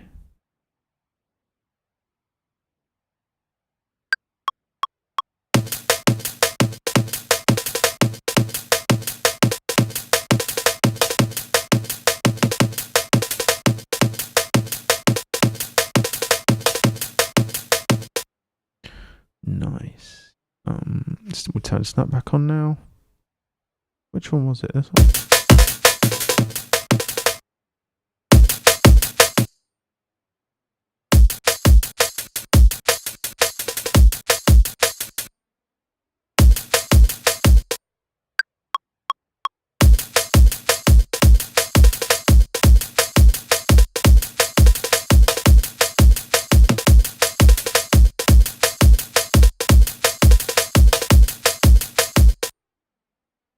Lovely, and then I'll boost this off. We'll just do some like variations.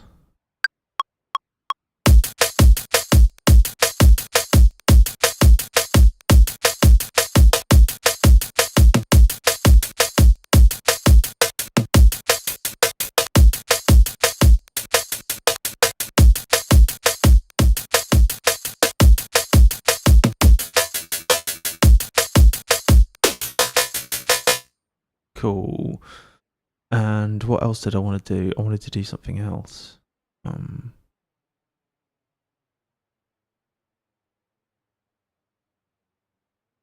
What's it like? 16. One of 16.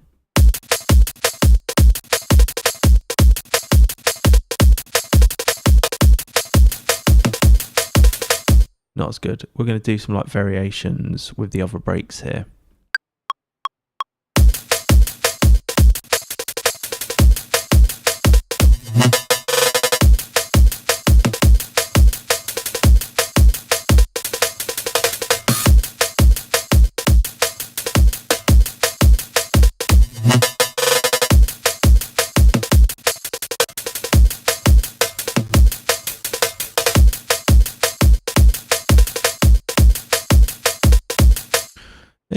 Yeah, kind of okay. What else we got then with this break?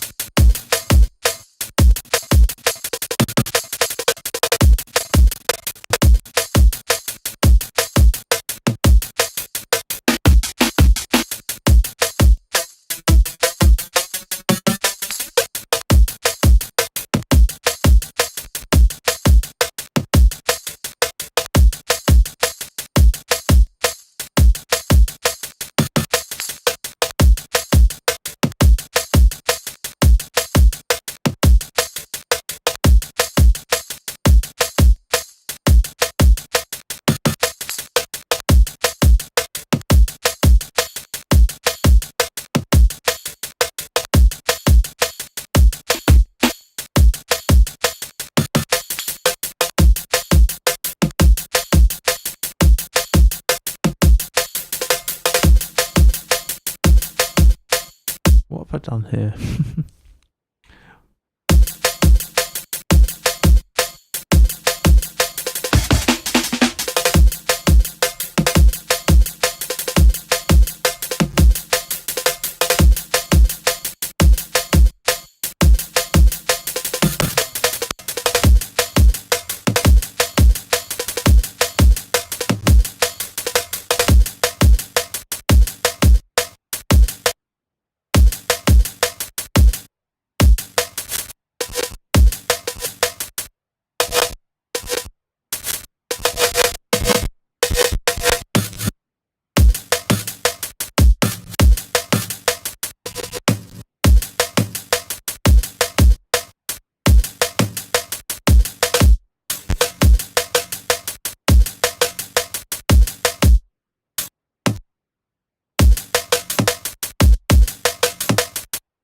No.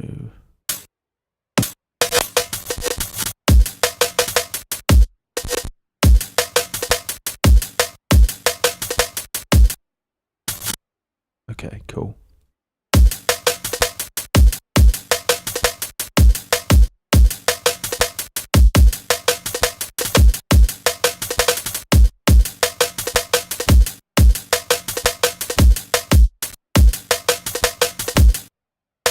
Why is that making a weird noise?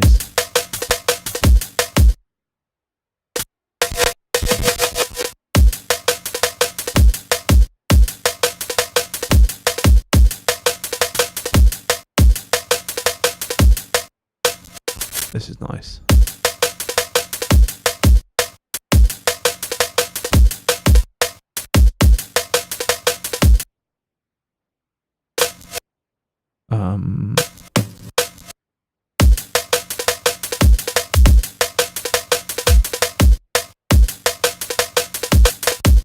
God's sake.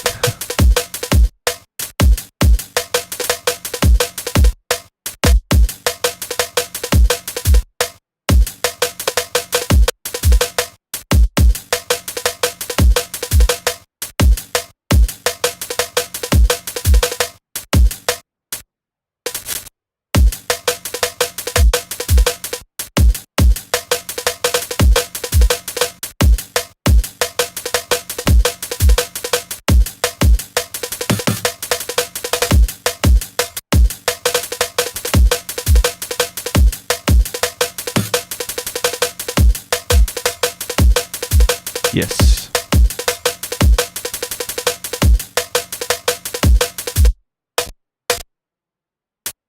Where's this?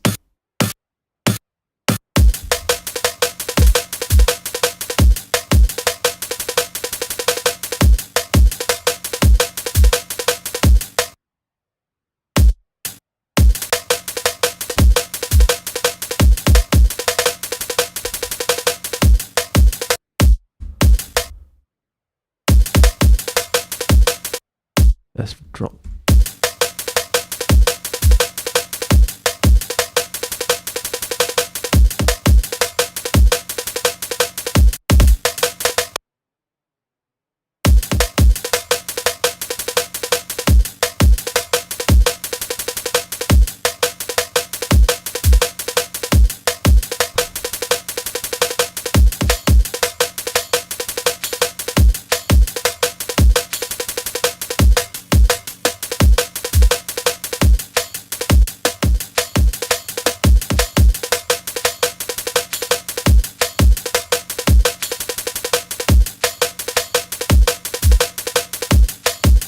That's sick.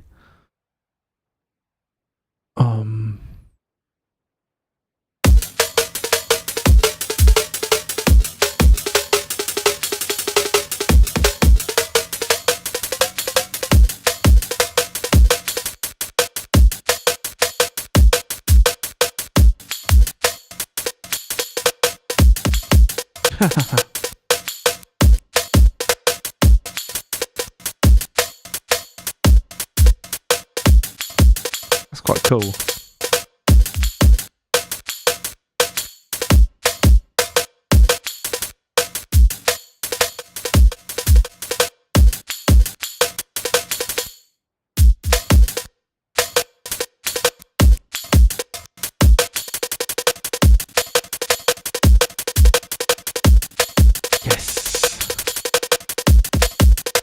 I love that.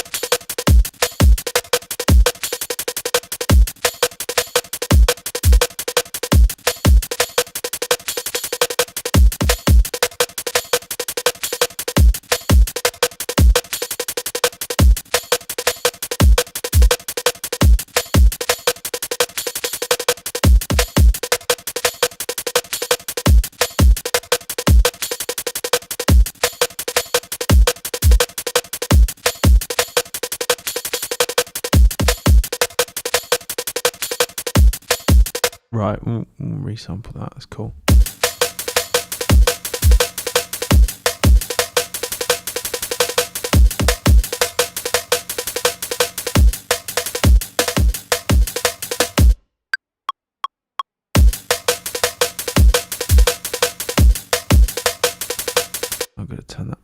off.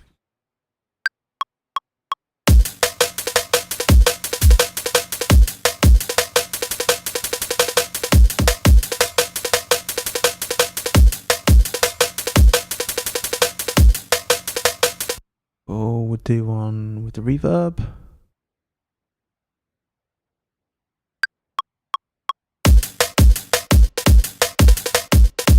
That is it.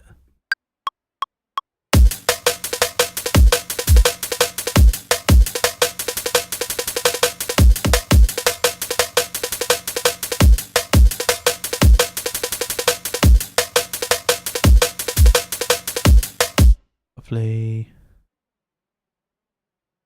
All right. And we'll do.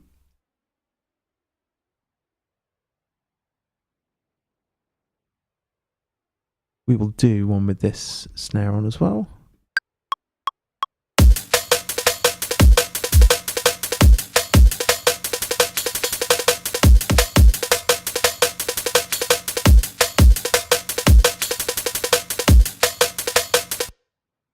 That's great. I'm just going to adjust the pitch down a bit. Try this. Pitch down.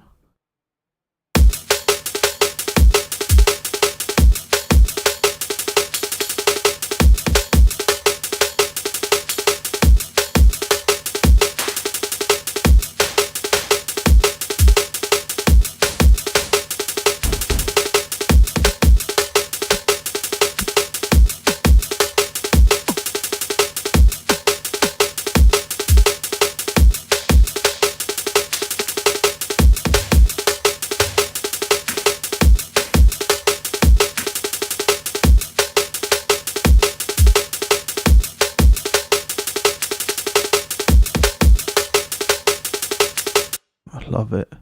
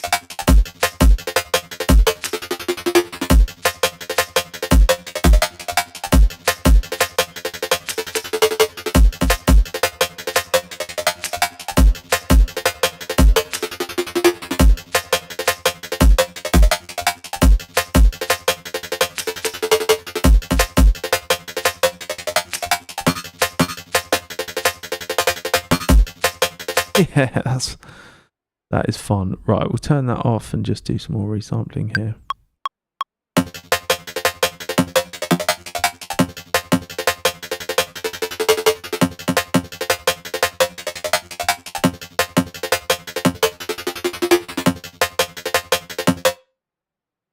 I should probably do one that's dry as well.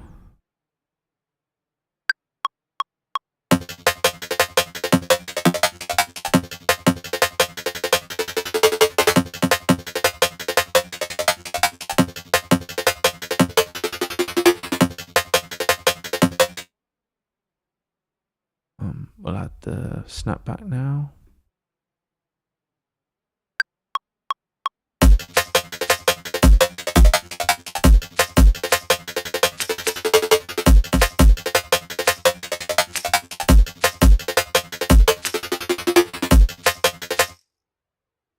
And now we'll add some reverb as well. Flipping heck.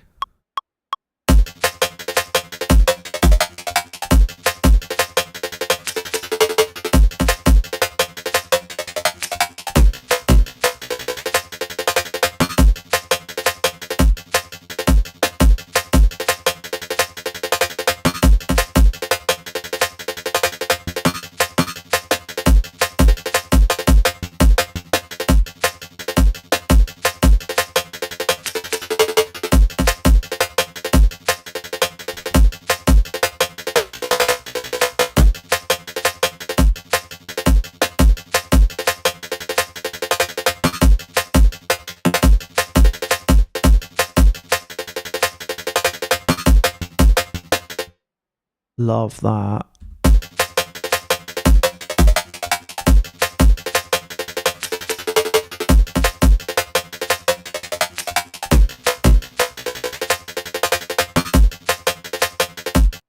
That's great.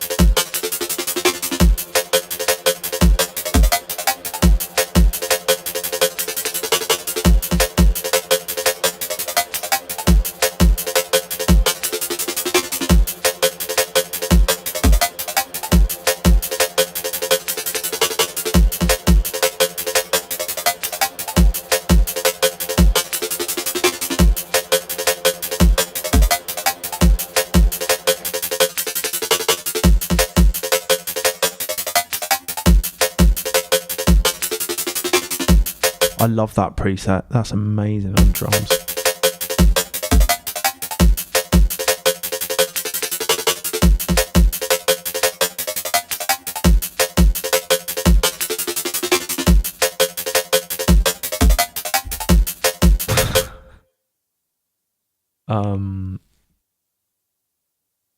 I just resample some messing around with this.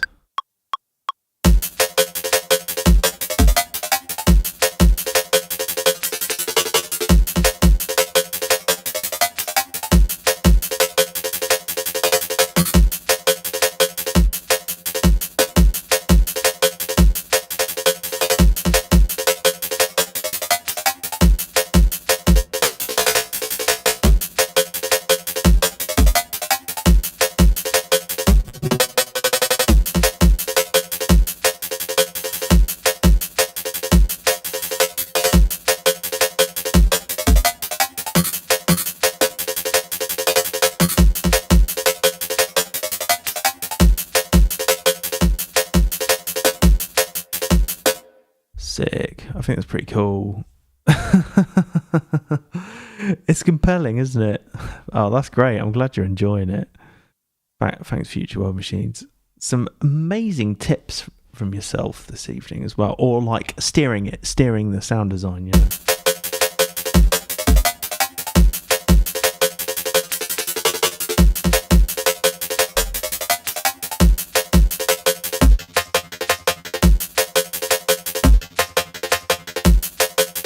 So I think these sound pretty futuristic, don't they? I think they sound like them.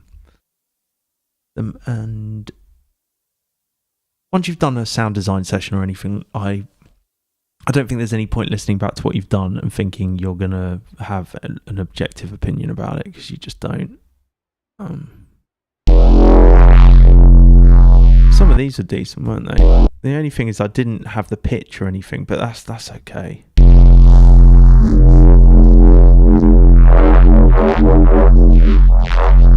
Some good stuff in here we got.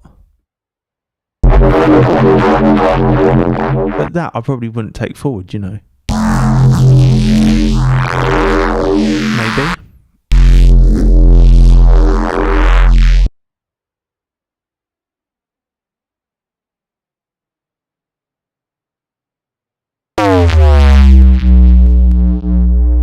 But love these, you know. But I'm just gonna have too many things like that, really. And those breaks are cool, aren't they? So.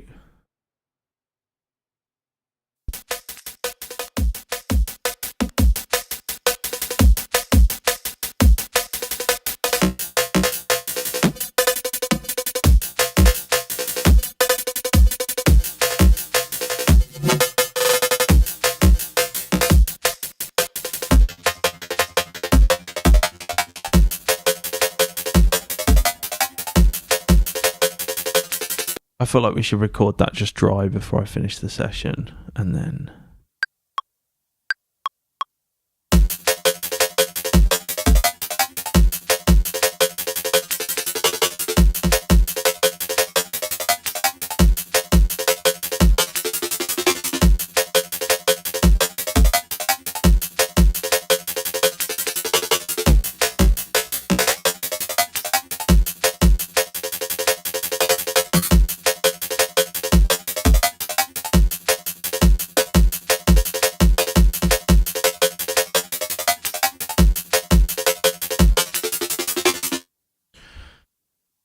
Alright, yeah, it's pretty good. I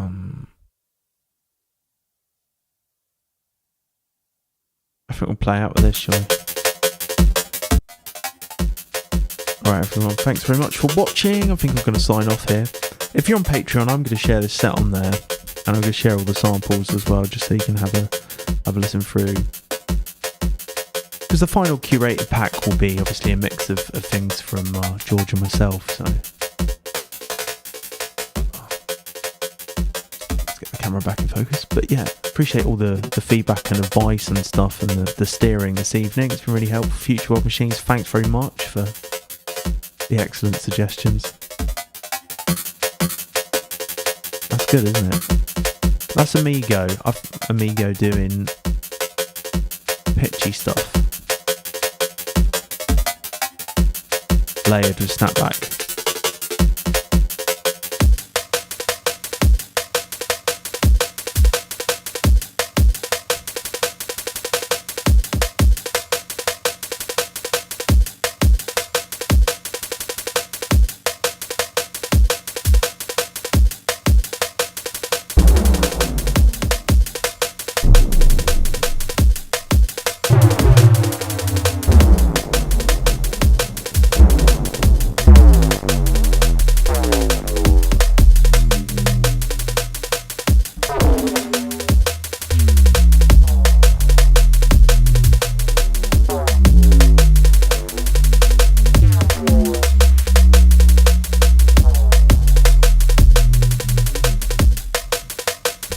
Nice.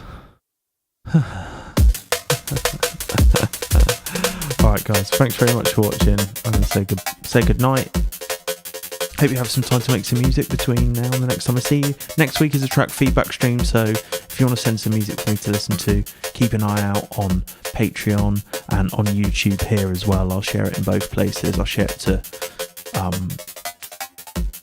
just like the non-patron feed as well, so that people can see it. It's a great place for me to keep everything together. I find Patreon outside of YouTube, it's a really nice platform to use actually, just generally. So all right, shout out to my patrons again. Thanks everyone for supporting me. Thanks for the chat. Animus, good to see you on.